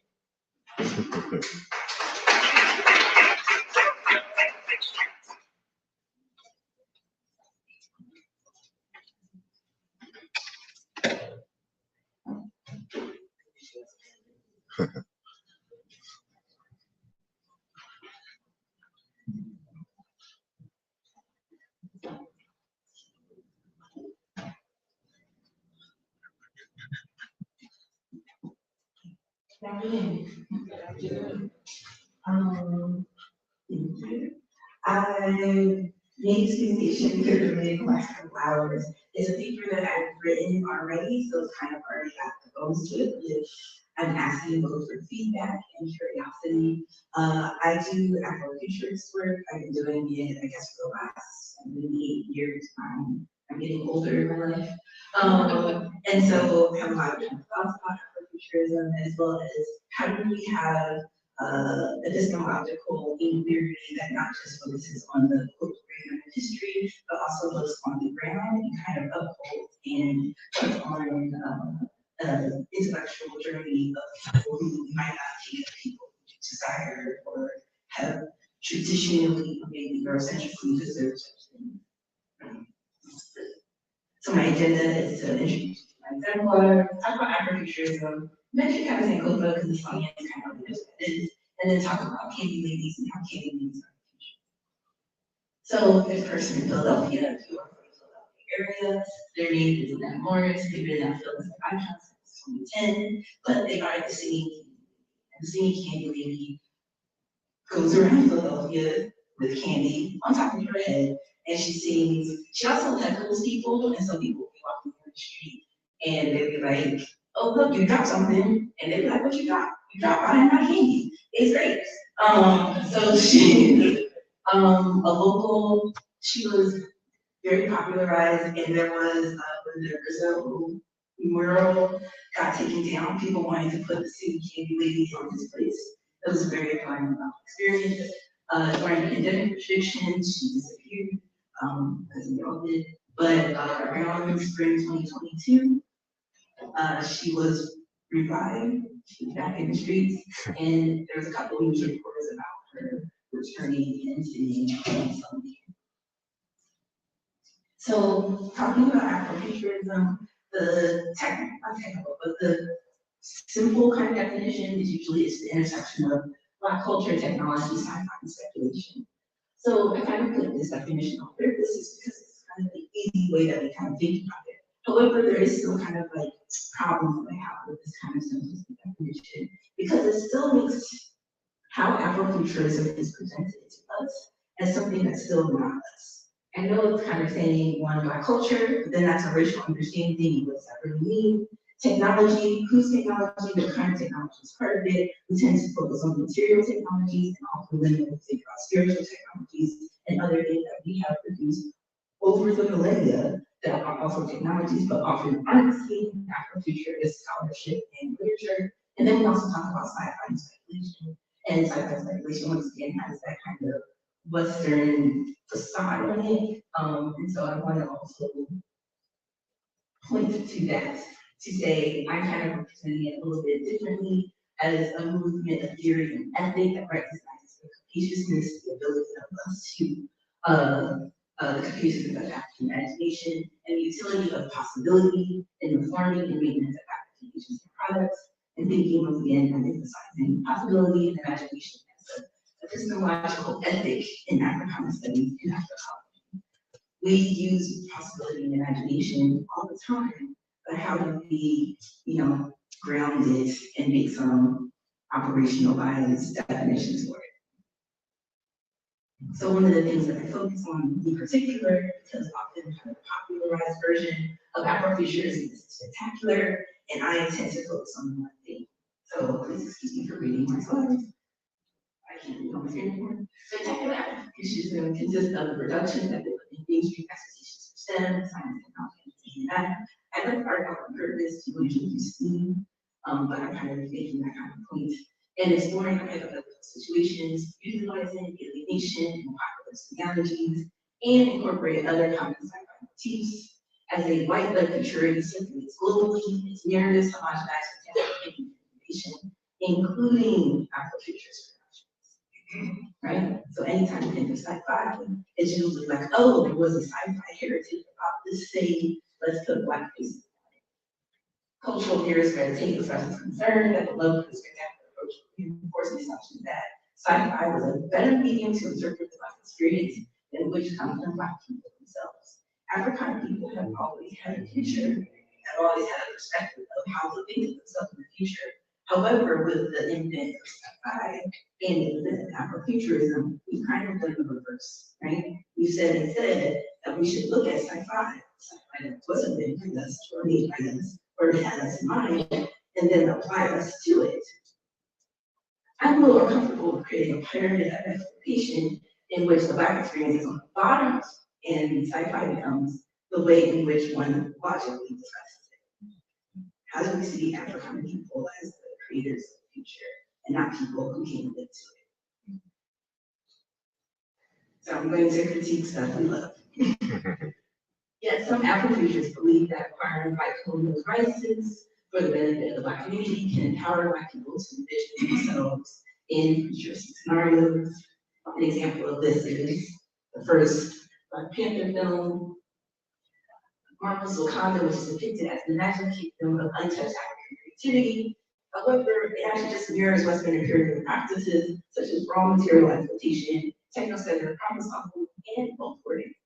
During the concluding scene in the film Black Panther, T'Challa is being assisted at their kingdom, bought buildings in Oakland, California. He plans to open outreach centers. Then they decloak their flying vehicle to catch the attention of the local Black youth that are playing basketball. These monarchs, while appearing to use their wealth and influence to uplift the circumstances of the lost tribe, do not consult local residents, nor offer them resources to distribute as they see fit. It seems that T'Challa's strategy, and thus the strategy Kugler, is to colonize the African diaspora with Wakandan nonprofit settlements. Kugler's well-funded vision of an African maturity was heralded as an ideal for impoverished Black communities to hope for and depend on political and economic structures used against African people. right? It's the same old, but we love it. So my day after futures, and I got some of my foundational work from artist and writer Martin Sims. Do not view the ideas of leaving the planet or leaving the planet or leaving the era as a precondition for Black futurism. According to Sims, time travel and space voyaging are impossible or just wasteful. We've got a great planet here, we use it. And colonial and exploitative capitalist logics are inescapable, not because they're powerful, because they're accepted as normal and the expected future that will live forever and ever and should be adopted and not destroyed. Therefore, the imagined future must be carved in African people, how they live, how they have lived, how they want to live, with their agential capacity affirmed, as explored by future doctoral person. It's coming out soon, promise. I position my gain Afrofuturism study as an approach to interrogate the capacity of those that African vision from the grassroots level, acknowledging and valuing the techniques and tools that African folks have used to make meaning without relying on spatial detachment from the present-day circumstances and technological limitations. We have stuff here and now. We're going to look at imagination and possibility. Yes, the idea of the future is interesting, it's fun, but ultimately we're doing thought processes, we're doing thought experiments in the present. So how do we take that angle that we're doing and really mix it up and look at it, right? It focuses on the spaces we currently inhabit, the traveling we can accomplish, the tools we can access, improvise on, create, hack, or how we integrate the past and present to prepare for near futures we will inevitably experience.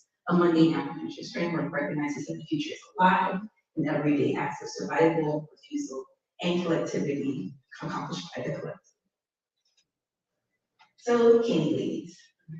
This is one of the things that every time I kind of ask them, when people are like, oh yeah, I know Miss So-and-so down the block, she's selling stuff out of her house. I know this person who walks down the street and has both fun candies, right? It seems like every urban environment has a candy lady. I've been doing some research on candy ladies and they're kind of like existing in the archives throughout time. This individual, Reba, was telling me kind of like 1985. We know what the 80s was. She was making sure that the kids got candy. But she also was a auntie, right? She was a figure who, whoever didn't have candy, she would be like, all right, I'm going to give you the job today to count the money so that this kid doesn't have candy. If someone had too much money, it was buying too much candy, she was like, no, son, hold that money for next week. You can have 2 candies today, use your candies fine. She also went to the local apartment building nearby and was like, there's people who can't get out of their house. She would go over there. It said she gave them candy. They were kind of sick. I don't know why she was giving them candy, but she was making sure that the neighborhood was good, right? So candy ladies are a thing, right? They take care of us. They are part of us. Cinco Club. We're good with this one. Picture Cinco Club concert. Go back and touch it, right? So the singing candy lady, they wear candy box crown. We saw the picture, like the yellow peanut in the box. That is what she always wears, right? Accent the genre of the practice of head moving, introduced in indigenous Africa. People still do it today. People used to do it in the United States, but don't really do it anymore, right? Which market women will carry goods on their head. And there's a practice in the United States, enslaved Africans and descendants that will transport cotton and laundry and the same fashion as their ancestors. However, head loading kind of declined in the 1950s. I don't actually know why. Can you also know why? Maybe it was the event of cars. I don't know. People kind of didn't do head loading as much. But Morrison, they're on the bus with the candy box on their head. That's amazing. I can't do that. Can you do that? That's hard. She just can't. Morrison is typically reconnects with the past practice to ensure her current survival. During the interview, she explained that in a dream, inspired her to be the candy lady. This was in her book. Inspired her, she says, she saw a woman in Africa with a basket on her head, and then Morrison did. She was like, this is how I'm going to survive. I'm going to carry candy on my head. And I was just like, whoa, right? Her intuition and her implementation recovered African marketplace aesthetic, situating head loading as something that can persist across different contexts and eras. We can have head loading in the future, right? By remixing this underutilized cultural practice into a gimmick of her hustle, she creates a history that may not be recognized by current folks, but is definitely, right? We know that this is ours, and people recognize her and want to be around her because she does this. And then this is on the TikTok, right? And so I guess someone was like, you know, you're from Philly when the king really pop out of nowhere. So in Philadelphia specifically, Morrison, our King Lee makes head loading all inspired insight. It is possibility, it is future, it is past. The candy box never falls on her head, whether her hair is straightened, engraved, or in its neat afro. When she's walking, dancing, clowning, and bending down with someone remove the candy package, the crown stays on. Morrison's flawless techniques makes her head loading interesting after spectacle. And in another TikTok video, someone said, I love the way you hold that dish on your head. She seems almost unreal, merging ancestral memory with her futurity for her neighbors to experience in their today. Thank you.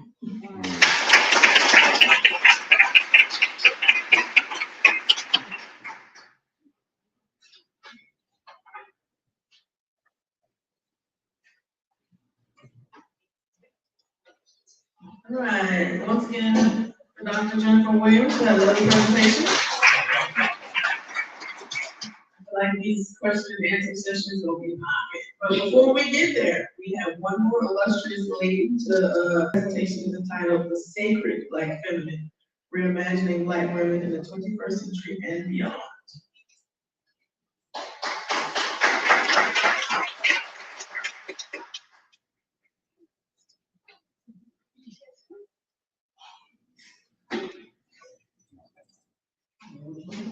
Those. Trying to get the ladies thing. While we're waiting, I did have a chance to meet the candidate at least 4 or 5 times.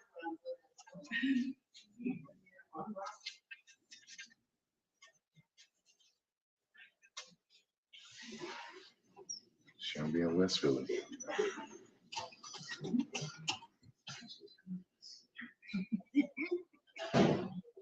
So I carry the name anthropologist proudly. Before I started as a PhD student in the Department of Anthropology here at Temple, I had, well, I still keep vision boards, and I created my own master's program, and I had the opportunity to name it, and I named it Master of Arts Anthropology. Well, while I was doing that, I also put a nice bright pink post-it note next to it that said PhD Anthropology. But I wanted to come to Temple, and at the time, Temple was called the Department of Anthropology. My second year here, Dr. Santi came into the fishbowl and said, you know, we are now the Department of Anthropology. So I would say, keep a vision board, look at it every day. So we're gonna do some short activities. The first activity is, I want you to close your eyes. We are all friends here, but we're being recorded. But try to imagine God. What image comes to mind? Life come to mind when you envision God. In what ways is your idea of God unsuitable for your life? Okay, open your eyes. You don't have to share with us that image, but just keep that image in mind. The second activity is to close your eyes now and reimagine the one who is for and with you. What image comes to mind? For and with you through it all. Let us hope that these are the same images. So I was looking at civilization and barbarism, and Dr. Diop talked about the divine royal image and how it came through the woman. The woman, the queen, the true sovereign, the keeper of the royalty and the guardian of the purity of the lineage.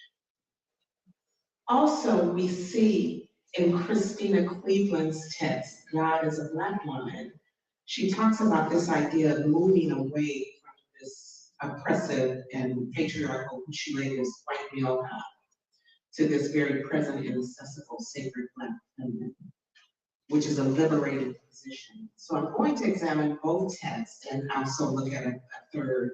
But I'm looking for a complementary correlation. And one of the reasons I'm doing that is because Christina Cleveland comes from the feminist school of womanism. You know, there are many different definitions of what it means to be a womanist. But she uses Alice Walker's definition of womanism, which is closely related. Actually, it's just a child of feminism. My presentation is coming from an African-centered womanist position. Here's some terms that I'm going to be using. I use Black. I know that some people use African. We're talking about the same people, and sometimes when I have to be specific to a location, I will say African American or Afro-Caribbean. Sacred for me is the set apart and the exalted. This is from Conferene's text, 2010, Introduction to Black Studies. Humans as images of God have a special moral and even sacred status. Not men, right? Men and women and children, humans. Also this idea of complementarity. So it's this twinness, right? This binary opposition where two opposites come together, up, down, in, deep, cold, but they make a complete. They form a whole, and it's necessary. If we're trying to explain the world, if we're trying to function in the world, we have to function in complementarity. Yoruba did not function in complementarity, and look what happened, right? So in ancient Kenet, the divine wife's role was one of complementarity. She wasn't just a supporter. And lastly, this idea of feminine, right? It's womanly. And I do not want it to be confused with this idea of feminist. So I'm looking at these African-centered forms of womanism where they place race as the primary focus. When we look at feminism, feminism, of course, is going to place gender as the primary focus. And that's one of the major differences.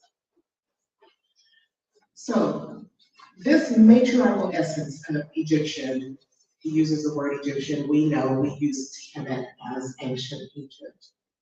But he appealed to Black scholars to look to Kenet. So this is going to be our foundation with everything, with every particular piece of phenomenon. In Kenet, he asserts that the woman was the true sovereign, the keeper of royalty, the guardian of the purity of the lineage. It was she who transmitted the crown to her husband, who was only her executive agent. This gives us a different positioning of where the Black woman was in history. We're not all royal, I say. You know, so all of us are not queens. Although there are a lot of gentlemen that like to say that.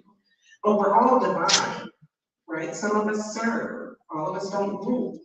Some of us teach, some of us build, but we're all divine. When we look at Ma'at tells us that humans are made in the image of God, and that all humans are possessors of dignity and divinity, and there is no distinction based on class, on education, on biology. Ma'at says equal spiritual, moral, and social status of women, divine inclusiveness, of the male and female principles, woman and man as the image of God. And we also see this in the hieroglyphics because we see the male and female characters.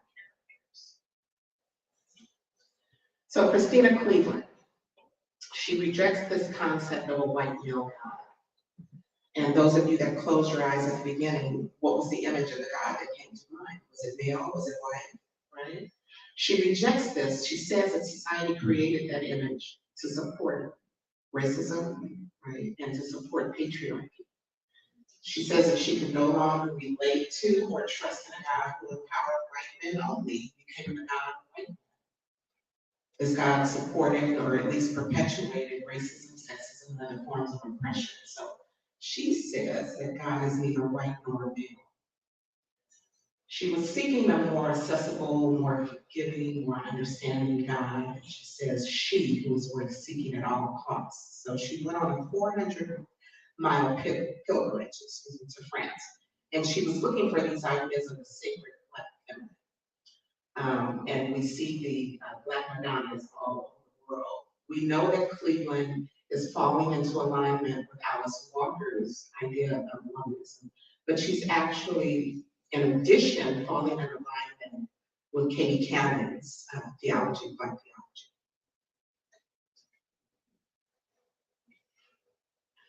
I put this up because this is what Cleveland discovered during her trip. She named this Black Madonna the Our Lady of the Side Eye. It was created in the 12th century France. Look at her eye. But notice the juxtaposition. Who was kneeling to her? The Black Madonna is all over Europe. Right? So we see that the Catholic Church, Latin America, all of them have these images of the Black Madonna, who they call the Virgin Mary. And they're everywhere. 500 Black Madonnas in museums and churches, right? Including in the Vatican. And we don't have time to go through and look at some of the video clips, but you can see some of the popes actually kneeling and praying to the Black Madonna in the Vatican on multiple occasions. Some of these images date back to 500 AD. Others were destroyed, like Black history, right? They tried to hide that history. This is the text that Cleveland was talking about in her pilgrimage. And so she was able to trace these shrines built to the Black Madonna that are still here today. This book came out last year. She also says that those images of the Black Madonna come from ancient Kenet, right? Aset and Hero, 600 BC to 30 BC, predates the image of Mary and Jesus, or Black Madonna that we have. But it's problematic. Our own Dr. Jennifer Williams wrote this article in 2014 about the Holy Trinity in ancient Kemet and how with westernization, patriarchy, racism, this idea of white supremacy, and I always put in brackets assumed white supremacy because it's an assumed status, you're not born with it, it is taken. But she says that some of these ancestors become ancestor deities, right? Because of the work that they've done, because of how they're revered and how they're honored. But here, if we're talking about women, then we also have female deities. And they would not translate into this new social, political, spiritual system, right? Because we have patriarchy at work here. We have assumed white supremacy and racism. And it's not just in our social practices or political practices, but it's also in our spiritual systems. And so what happened is that as religion itself became more Christianized, it became more patriarchal. And so out of this idea of the Holy Trinity, the woman was removed. So we end up with the Father, the Son, and the Holy Ghost. We don't have any ideas of complementarity anymore. So according to Mott, then that balance is way off. That was before, right, the idea of patriarchy. This was before the idea of racism. These are the three, right? Asar, Aset, and Hera. This idea of complementarity is divine according to the Hosea, right? It's a divine right and a responsibility because we are all sacred. We are all divine. That includes the women. That's it.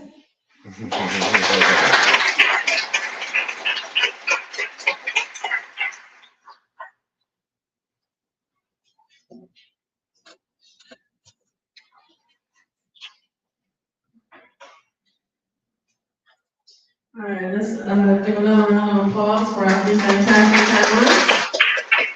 Really a very enjoyable presentation that I'm sure have brought lots of questions. So we have a fair amount of time to discuss. My question is for Dr. Blackwood, correct? You had asked me prior to your presentation about is there a correlation between an ancient Egyptian concept and Ubuntu? And for me, the argument would be not a cognitive linguistic relationship, but conceptual. And I did a linguistic analysis on the word ma'at, and ultimately it traces back to a verb meaning to share food. And I define it now as open-hearted sharing, right? Based on cognates across the continent. So I'm asking, in your research regarding Ubuntu, how important, if any importance, is there, or is there any relationship to sitting down, sharing a food in that Ubuntu concept, to your knowledge? Yes, to your point, yes, in terms of the sense of community, we share within community. So when we're talking about Ubuntu, it's this essence of community. We're interconnected, we're interdependent. And even within my research, I did find one scholar who also said that Ubuntu and Mahat is similar. So I do have a chart in the back of my book where it breaks the different regions in terms of what Ubuntu is translated as, where Africans reside. Thank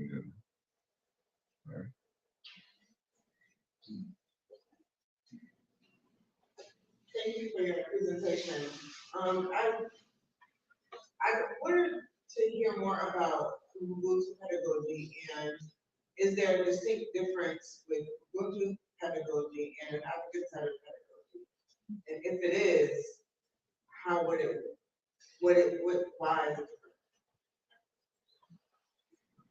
So thank you for the question. That's a good question. So in terms of when you say there's a difference, I don't really see the levels of differences, but in terms of making sure that there is a practical application, what it looks like, what it sounds like when you're in the classroom. So I was able to unpack Ubuntu pedagogy and breaking it down to the different variables, or if you wanted to use it in terms of evaluation of a classroom teacher, what are the things that you would be looking for?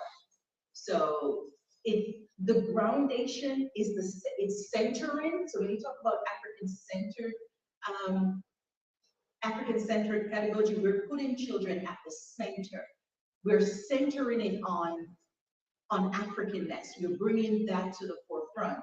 Here for Ubuntu, I'm saying we're bringing the whole idea of humanity. We're centering their humanity. So that's why it is a broader idea in terms of an all-inclusive worldview. Hi, yes, my question is for Dr. Williams. I'm teaching intro this semester, and I keep going back to that page in Dr. Sante has his page in Africa in the 21st century about African betrayals, but he talks about Afrocentricity in terms of many things, but one of those is continuity and change. And so I had this thing where I've been teaching Afrocentric intro to Africana studies. I borrowed from Osiris Rising, where he has the Black African-American woman character tell her African companion, I choose not to forget a common heritage of thousands of years because of a few centuries of separation. That said, I would like to know from you, how do we teach Afrofuturism in an Afrocentric way? Specifically, what timeline do we give students for the origins of Afrofuturism or version of it? Okay. So that's deep question, and honestly, it's a question I've been thinking of since I've written my dissertation, because we usually take it to, I think I take it to Martin Delaney as far back as kind of like people writing down, but also responding to the kind of enslavement experiences. Sci-fi writer Delaney? Yes, the sci-fi writer.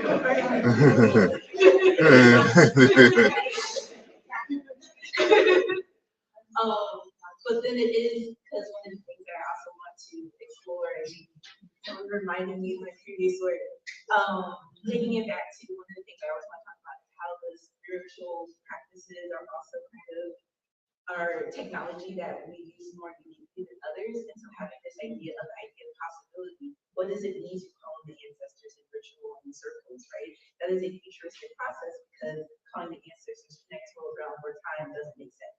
So why would that be kind of calling backwards? It's not. It's calling to the spiral that we always are intersecting within.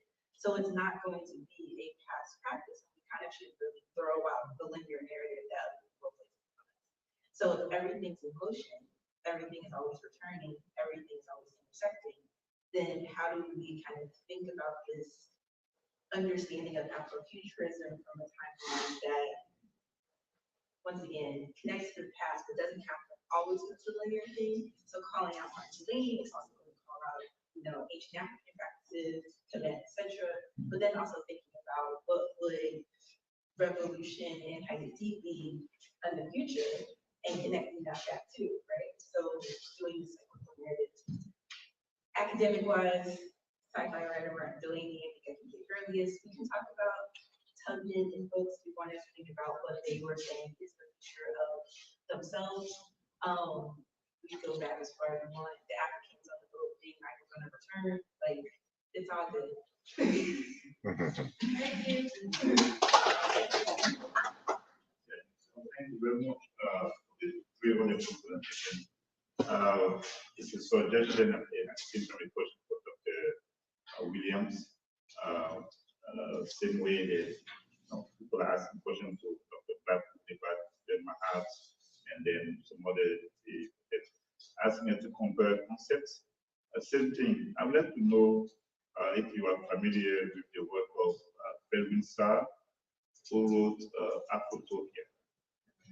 And then if not, or if yes, also people will be asking you questions about Afrofuturism and Afrotopia. What are the similarities and then the differences? So I think there was two sides of this coin kind of thing. I think we have to really consider the idea about ideal futures too in African context, because ideal futures, once again, also lead to lack of consensus, right? Whose ideal future? And even within African context, we're like, yeah, we all know each other. We all will get to consensus eventually. But to go back, futurism and how we change requires some opposition. So there's always going to be a constant thing. I don't think, in terms of the Afrotopia ideas, the desire for a new universe with Afrikaner people being its progenitors takes away kind of some of our own entries into dystopia. And so our future possibilities don't always end in ideals. And I want to maintain that within Afrofuturism as well, because we need to critique ourselves and what we aim to do, which is also what I said about the Wakanda Forever and Wakanda in general. People are like, oh, that could be an ideal African future. We need to remake Wakandas. But why? But that still is something that is a product of African mind that a group of us are pro. So if that is some reality that we have to exist in, then there are multiple types of things. And so I'm not always going to say Afrofuturism is the idea. Sometimes African are not good for us.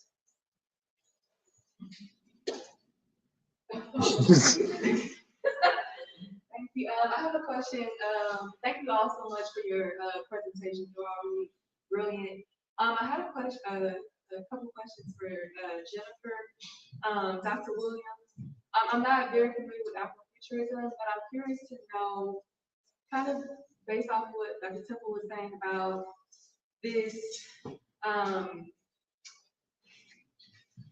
about the time part of it, and how you answer that question. I'm curious to know if you've thought about other terminologies outside of Afrofuturism, because when you think about African, the concept of time in African perspective being, or Afrocentric perspective being non-linear, being cyclical, how do we constitute the term futurism when we talk about Afrofuturism? Yeah, and so African was intended with the idea that Afrofuturism, the terminology is created by a white guy. So Mark Derry coined the term in his work, and he's kind of like, well, he doesn't say anything about it either. The only other term that came was Greg Tate, he did Black futurism. So yeah, in fact, I need to like rebuild some terminologies too. At the moment, it's a term that's popular that I can connect with people to, but I wanted to focus on possibility and imagination. So maybe it's like the Black study of possibility and imagination, that whole wording. So I'm getting there. Okay, and then the other part is just, how does the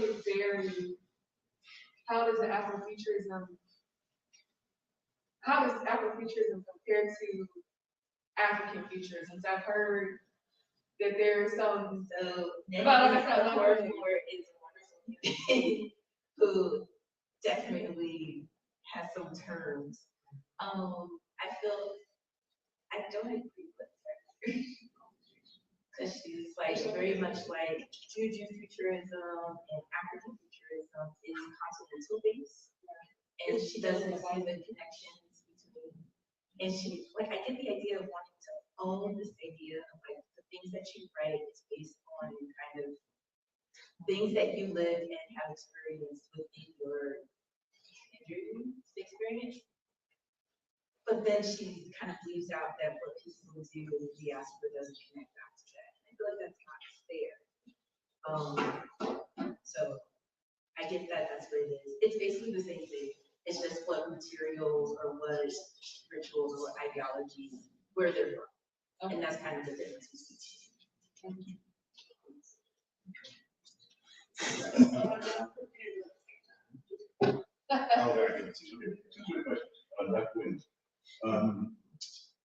In relation to Afrofuturism, Derek Bell, the creator of critical race theory, did a story called Space Traders. Is that Afro-pessimism or Afrofuturism? Afro-pessimism also taken away on its own, it's going away from this kind of like, is it our futures will turn into hard futures because of white supremacy and African. So yes, no. I'm not sure that's what. But I think you say it's Afrofuturist, but once again, it's going to be utopia rather than utopia. And before I forget, also thank you, sisters, for bringing balance to this conversation as well. In terms of century humanity, in one of your slides, you had mentioned cultural competence. And this gets back to linguistics and etymology or what have you. Would cultural sensitivity and cultural humility be a better term to use rather than competence? This is how we judge competence. Yeah. I mean, so I'm wondering, you think we should use the term cultural sensitivity or cultural humility? Yeah, sorry. Okay. So I think it's all in the way that we operationalize it and unpacking, the way we go about defining the term and what are the variables that we're looking at or what factors when we use the terminology. Does it need a population goal too? Does it need a population movement as one of those variables? I say because sometimes when we're talking about unpacking things, like when we're talking about the dominant culture in this country, white culture, we're always saying that you're never going to learn cultural competence. So the best we can hope for you is learn cultural sensitivity, cultural humility. But I extended to say we need voice confidence, to be able to take it to that level. So the next level is yes. So, and the way that I do it when I'm in the classroom, I also incorporate in terms of the character education that I integrated my classroom. I've used the principles of art to teach pedagogy in my classroom. So it's all integrated in how I design the classroom. Help students and educators still understand a deeper level. I'm getting into this. I'm not disagreeing, I'm just trying to strengthen my own knowledge. Okay. Excellent teaching, sisters. That was powerful, and I want to share some takeaways from each of you. So, Dr. Blackwood. So, I really appreciate your, what you taught about Ubuntu, and I want to explore that a little bit more. I'm finding when I teach meta nature, I'm finding that the sessions end up being not just teaching sessions, but more like therapeutic, coaching, inspirational, gatherings, because, we'll find people when they're looking to learn Metametric or another language, there's difficulty, there's challenges. So I find myself saying, you can do this, we can do this together. And I find myself doing that a lot. And as the years go on, I find it more effective by saying, let's do this together. Let's walk through it together. You're not alone, that kind of thing. So that, now I know we spoke about pedagogy, but now I'm thinking about andragogy, teaching of adults. So now I'm thinking about how can, Ubuntu be applied with andragogy. So that's that. And then the next thing is, I know Ubuntu is about sharing and becoming one. But then I'm thinking about how do we create psychological protective barriers against becoming one with an entity that's trying to destroy you. So, and I'm thinking about 2000 Seasons, and that text in the prologue, where it speaks about the desert that knows no giving. So what happens when you want to be sharing with something like that, so that's that. Dr. Williams, you want to respond or you just? Well, okay. Yes, but I want to get it all out. So, all right, so Dr. Williams, I love what you taught about Afrofuturism. Something I thought about Dr. Neil deGrasse Tyson. When they was asking him about terraforming other planets, and he said, well, if you could turn another planet into Earth, then why not turn Earth into Earth? Okay, so it's based on one of the quotes you put up about not viewing leaving the planet, or in an era of speculation for back futurity. So that really made me think about that. Okay, Dr. Nicholas. So, when you were teaching about the complementarity, I really liked how, to me, you painted a picture of you have support, you have complementarity, and complementarity to me, based on what you share, is higher than just supporting, because you're still under, essentially. Complementarity, that's the true equality.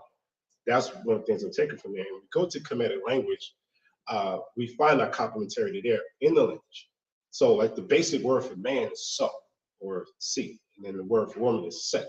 And they have the same root. And even with a sar and offset, they have the same base glyph, which is a seat. So that shows the complementarity even in how they're writing. So I want to add that. And then there's a text called the Four Great Deeds of Ra, located in the Conferene text that speak about equality, right? And in there, Ra says, I created all people one like the other and commanded them not to do evil. So that's the idea of equality. And then, of course, he's talking about how he's giving water to everybody to breathe, water everyone to drink, and air from the four winds for each person to breathe in their own time. So, that equality is built into the culture. So I thought about that as you were teaching. Last thing, rejection of the white male God. We even find that in the prayer of Bookman Dutty in the 1700s, right? The image, throw away the image of the white man's God, so because he he commands crime, etc. So even as far as back then, we find that move towards removing that and realizing this is the basis of our detriment. So we have to pass it. So those are my takeaways.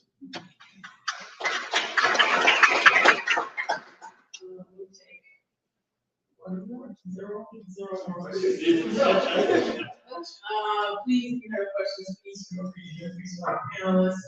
This concludes this particular panel.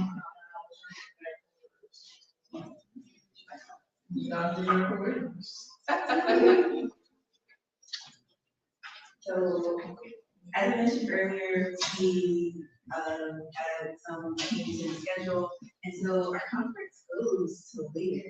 And so because we were rushing through the day, we were wondering, we were offering the time to have a Q&A session with anyone who missed having a question to earlier. So I know I just cut our panel off just now. So so we were kind of guiding that. I'm trying to look at because they and I also didn't get but I don't know if she's still here. I know she got clear. Not still here, but I have a question. Oh, hey, there you go. Let's just do a Q&A for like 15 minutes. No, you good, you good. Q&A. All right, yes.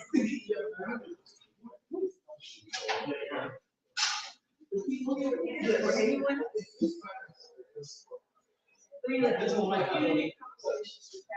Yeah.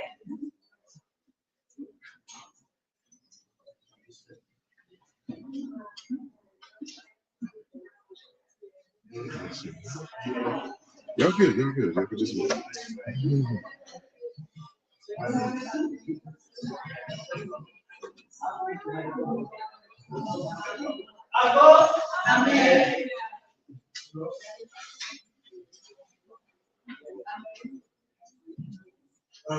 My question is for the panel that just concluded we all recognize that we live under a cultural hegemonic rule. And we are bombarded with all kinds of definitions and postulations that sometimes seem alien to us. And in the context of that, I would like to think particularly the scholars who talked about humanism and Afrofuturism. I would like to hear their perspectives on a new phenomenon, particularly in academic circles, whereby we are being told that gender is something now that is socially constructed, and that whether you are he or she is something that is self-selected. And now you have to announce to the world whether you want to be addressed as a he or a she, which means that a he can ought to be defined as a she, and vice versa. Recently, the British Prime Minister gave a speech in which he stated categorically, said, based on all that he has learned, based on what science tells us, that in fact, there is a man and there is a woman in the human family. What's your take on that? What can we learn from women about that? What lesson or what guidance can we get from women's theory and from Afrofuturism? What's your take on that?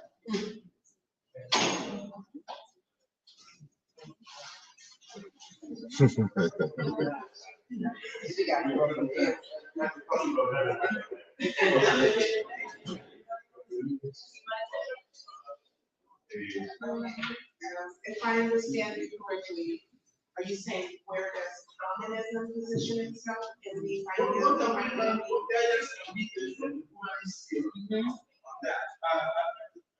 in this world that we live in, we have men and women, because we are now being told that your gender is socially. Let me blur out faces. Somebody who is biologically a man can self-select to be described as a sheep. Just gonna keep it full. What can we and this, I see this as a form of cultural evolution, deriving from cultural religion. That seems earlier from the kind of cultural foundation and cultural background that produced me. And so I'm looking for guidance. What those feminists, what guidance can we get from a feminist, humanist theory? What can we get? What guidance can we get from the humanist theory on this? Preface. My opinion is not the opinion of DSA, the Department of Africology at Temple University. From my understanding of African-centered religious principles, Allah, God, Olodumare created man and woman. People decide to choose these differing identities. There are women, but there can be people who are advocates, there can be allies, right? And then there are men, and then there are people who can be allies. I understand people's freedom to be who they are, but my world is binary. Your world is binary. My world says that the Creator created man and woman. The Creator created us physically different, and that physicality is an identifier of whether we are man or woman, even if we bring in the idea of biological theory, right? So I can put on a suit, and put on a beard and call myself a man, but am I? No, I'm still not. And we have to understand that people who have different identities may want something, but just because they say that the sky is red does not believe that we all have to agree with it. Again, that is just my opinion, right? I believe that we are all divine. And so I'm not judging, and I don't consider people who have different ideas of what identity is any less than I am. It's just not my stance. Can I complicate the conversation by bringing up the show? By bringing up okay, yes, I just had a conversation. In order to take back her own agency and to combat the hegemony of the priesthood, decided that they would become both. So I'm just going to throw that in the mix for us to consider. That agency should mean that individuals can choose how they want to present and who they think they are at their core. I'm a heterosexual female, but I choose to. But there may be someone else who chooses something. Conception was all about power, though. It wasn't about identity for her. So wearing the crown signified the power relationship, but it had absolutely nothing to do with identity. No, I'm consciously believe that other individuals can choose how they want to present. I think because I wanted us to tackle this subject in this arena without worrying about political correctness. I wanted us to, if we're going to read the African Center, to actually honor African culture and to know that in fact, when we say the African Center, we're talking about culture. And what do we learn from the African culture about that? Does African culture teach that gender can be just selected? But is that a lesson we learn from African culture? that someone who is biologically alive and choose to be a woman. Does African culture teach that? I have a comment. So, thank you so much for that question. I don't consider myself to be an expert on answering this, but it's something I've been curious about and something I've been researching. So, I want to start by saying a comment that I learned from Dr. Lucy, and I have a comment Dr. Lucy talked about how, the difference between sex, biological composition, and the difference between a gender, which is associated with the role. And what I recall, I don't know exactly verbatim how he put it, but he discussed how people have a biology and they are given a certain gender role as they matriculate. This is ancient African societies, right? As they matriculate into the becoming further in their humanity, growing older, right, going through the transition. As that happens, they also have certain roles that are associated with that, but that they are not enslaved to those roles. Okay, so that's the first point I want to make. I'm getting that from Dr. Kamani. The second comment that kind of ties into that is the work of Ubuntu Some, the former wife of Nile Some, who wrote what is it? She wrote The Spirit of Intimacy. Of water and spirit. Okay, that's Nile. I'm talking about his former wife. His former wife wrote the book The Spirit of Intimacy. Mm-hmm. And they're coming from the perspective of Burkina Faso, and their particular Ngoma group. And she has a chapter on homosexuality. And in the chapter, she describes, now I don't believe that that's necessarily the term, because she's really talking about more than homosexuality. She's really talking about what, the Western world would qualify as queer, what we would qualify as even transsexual. And she says that in her traditional society, in this ancient custom, these people were called the gatekeepers. And she said the gatekeepers were so highly valued in ancient African society, in her particular village, that the elders went to them for advice. And these people, okay, yeah. And these people in this particular village were also considered to be what we kind of would qualify as trained. Okay, the term that they were given was gatekeeper stuff, right? Because they realize all these terminologies are coming from a Western perspective, they're not coming from our culture. And so I think when I read that, because I've debated a long time about where I stood, and I don't have answers, but I don't believe that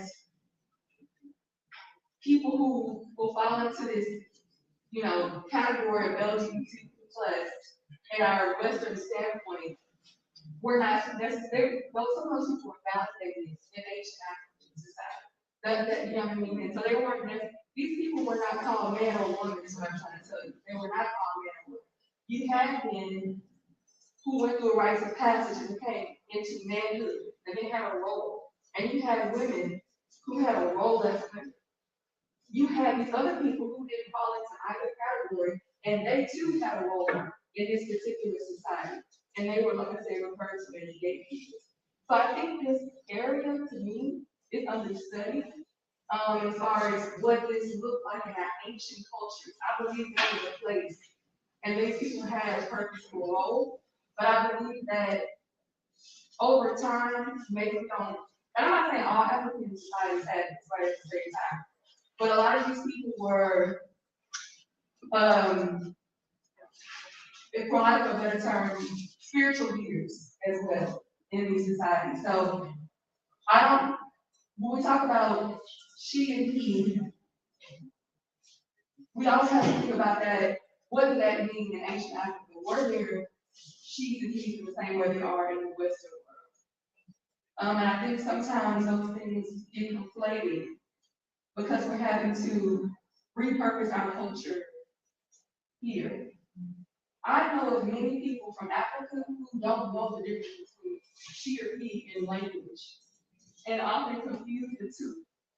I remember, and I'm saying this to say that obviously we have roles and we have places similar to what she was saying. I don't disagree with what she was saying, but I do think that there are other possibilities, and there have always been. That's something that's created, but I think we have to recontextualize that in our ancient African ways. I've heard, and I think also about how you started going over, I also think about how Dr. Lucy spoke about how children were ambiguous. They did not have a gender. They had a biology. Because your gender is developed as you matriculate your rites of passage. They had a biology. We know that there's a penis or a vagina, but it doesn't necessarily mean that they had a gender. So I think we have to understand the difference between genders, biology, and also really look to more examples. I don't think we have enough examples of what this looked like in our ancient worlds. So sorry that was so long. I just wanted to clarify my statement. This idea of identity and sexual preference are two different things. And so if you are a man and you are saying that you are a woman, it's not going to fall into alignment because, as you said, this group that accepted people who were neither man or woman will call them something else. Right? So they didn't call a man a woman or a woman a man. And I agree with what I don't disagree with what she I just want to clarify what the is more so the Western approach. And what the lady just mentioned is very important. Sometimes we're using the English words. Part of critique is that you have to deal with there's only been one analogy under the feminist camp. And you have to be very critical when we quote Foucault. And it's about the queer as well as this pedophilia the Arab poetry created. We got another discussion.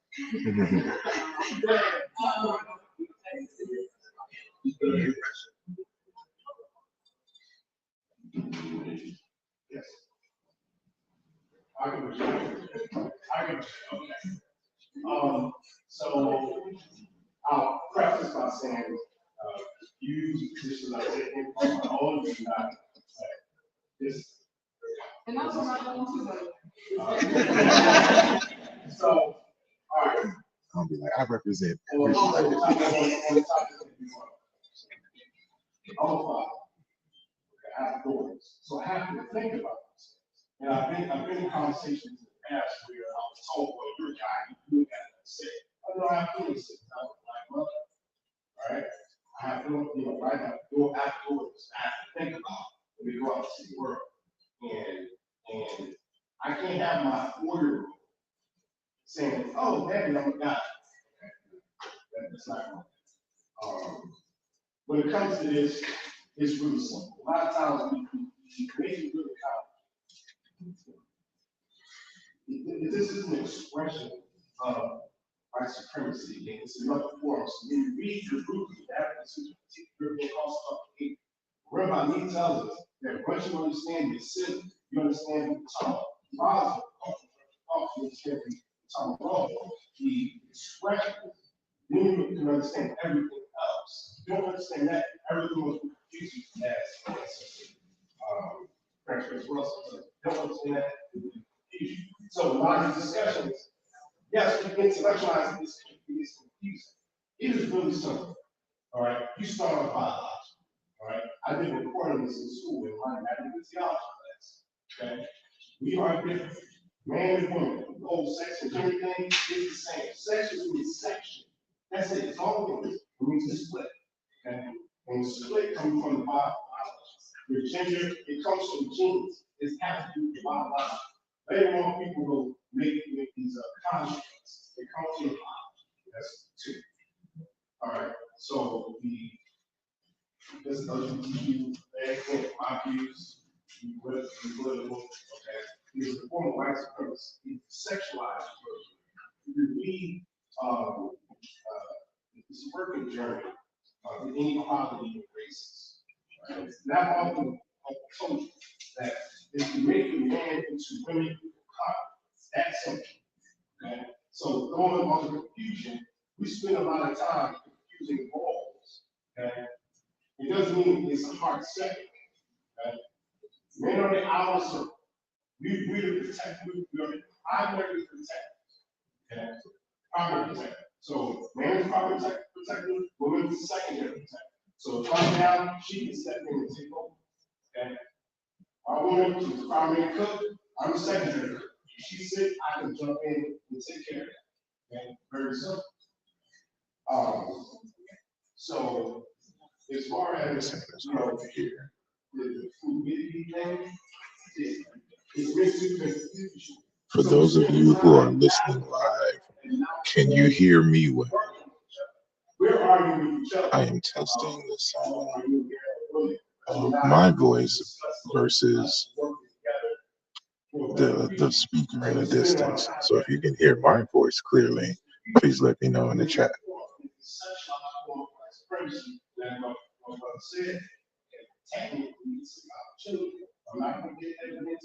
But that's actually what it's about. Like I said, we all could agree to disagree. I don't want this, shut up, on purpose. But as from my standpoint, it is a form of white supremacy. All of others, it was a strong feminism, all of white supremacy. I appreciate each and every one of you. Thank you.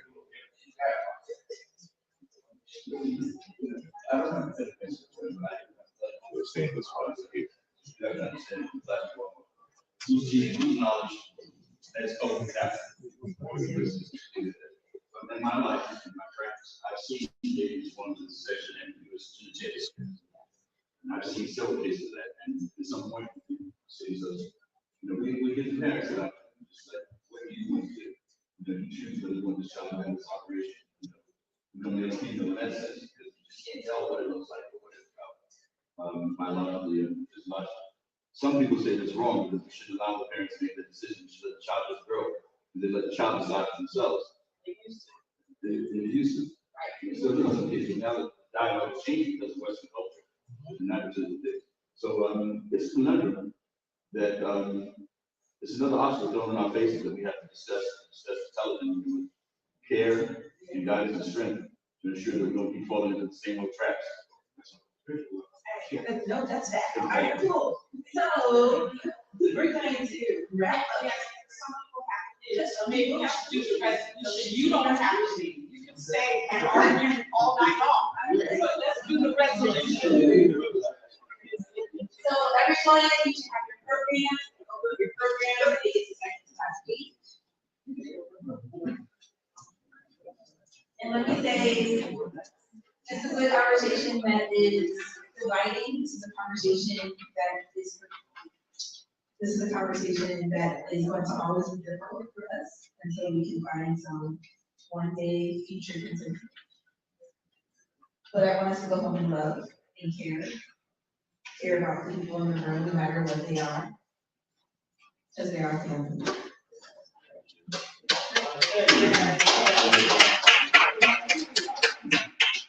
Alright, so the resolution.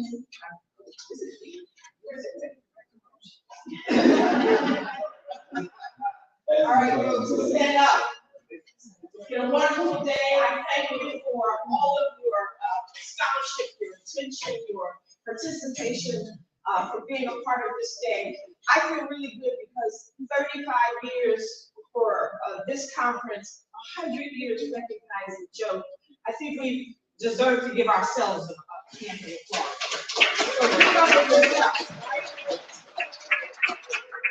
So we are going to begin with our resolution, taking our inspiration from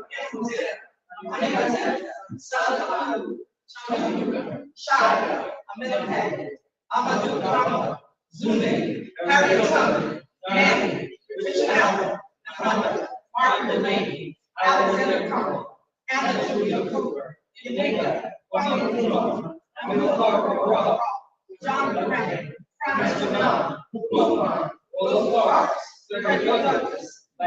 Thank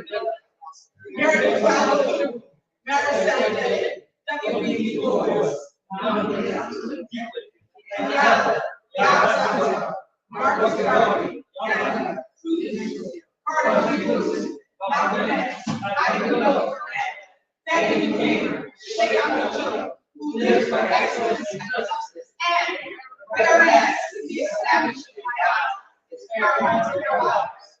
Next time I do this, I'm gonna make sure that I have an external mic. I'm on my phone right now, so it's a learning lesson. But I do appreciate each and every one of you who are watching this live.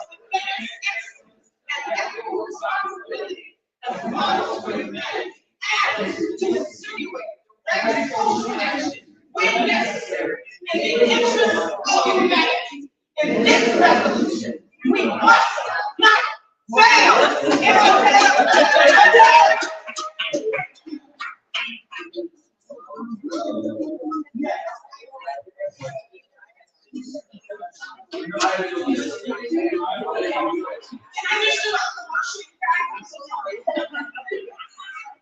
It's been 20 years since I did a spoken word poetry performance album. I've got another album. You gotta ask Gabe at this time on this weekend. It's up for a Grammy. Please, follow the album. It's available for download on the street. Except Spotify. But if you need I've got cards so you can do the download thing. But thank you so much, family. You don't have to leave because we got this spot till 6. So just hang out if you want to discuss, argue, or even just love on one another. I accidentally banned Hitflix. If it's possible to reinstate that person, please let me know. But I am going to end the live stream now. So again, thank you all for watching and going along on the ride with us. Hope to see y'all here next year in Philly for the Cheikh Anta Diop conference. So with that being said, I am out, and y'all have a blessed evening. I'll be hitting y'all up soon. All right, peace.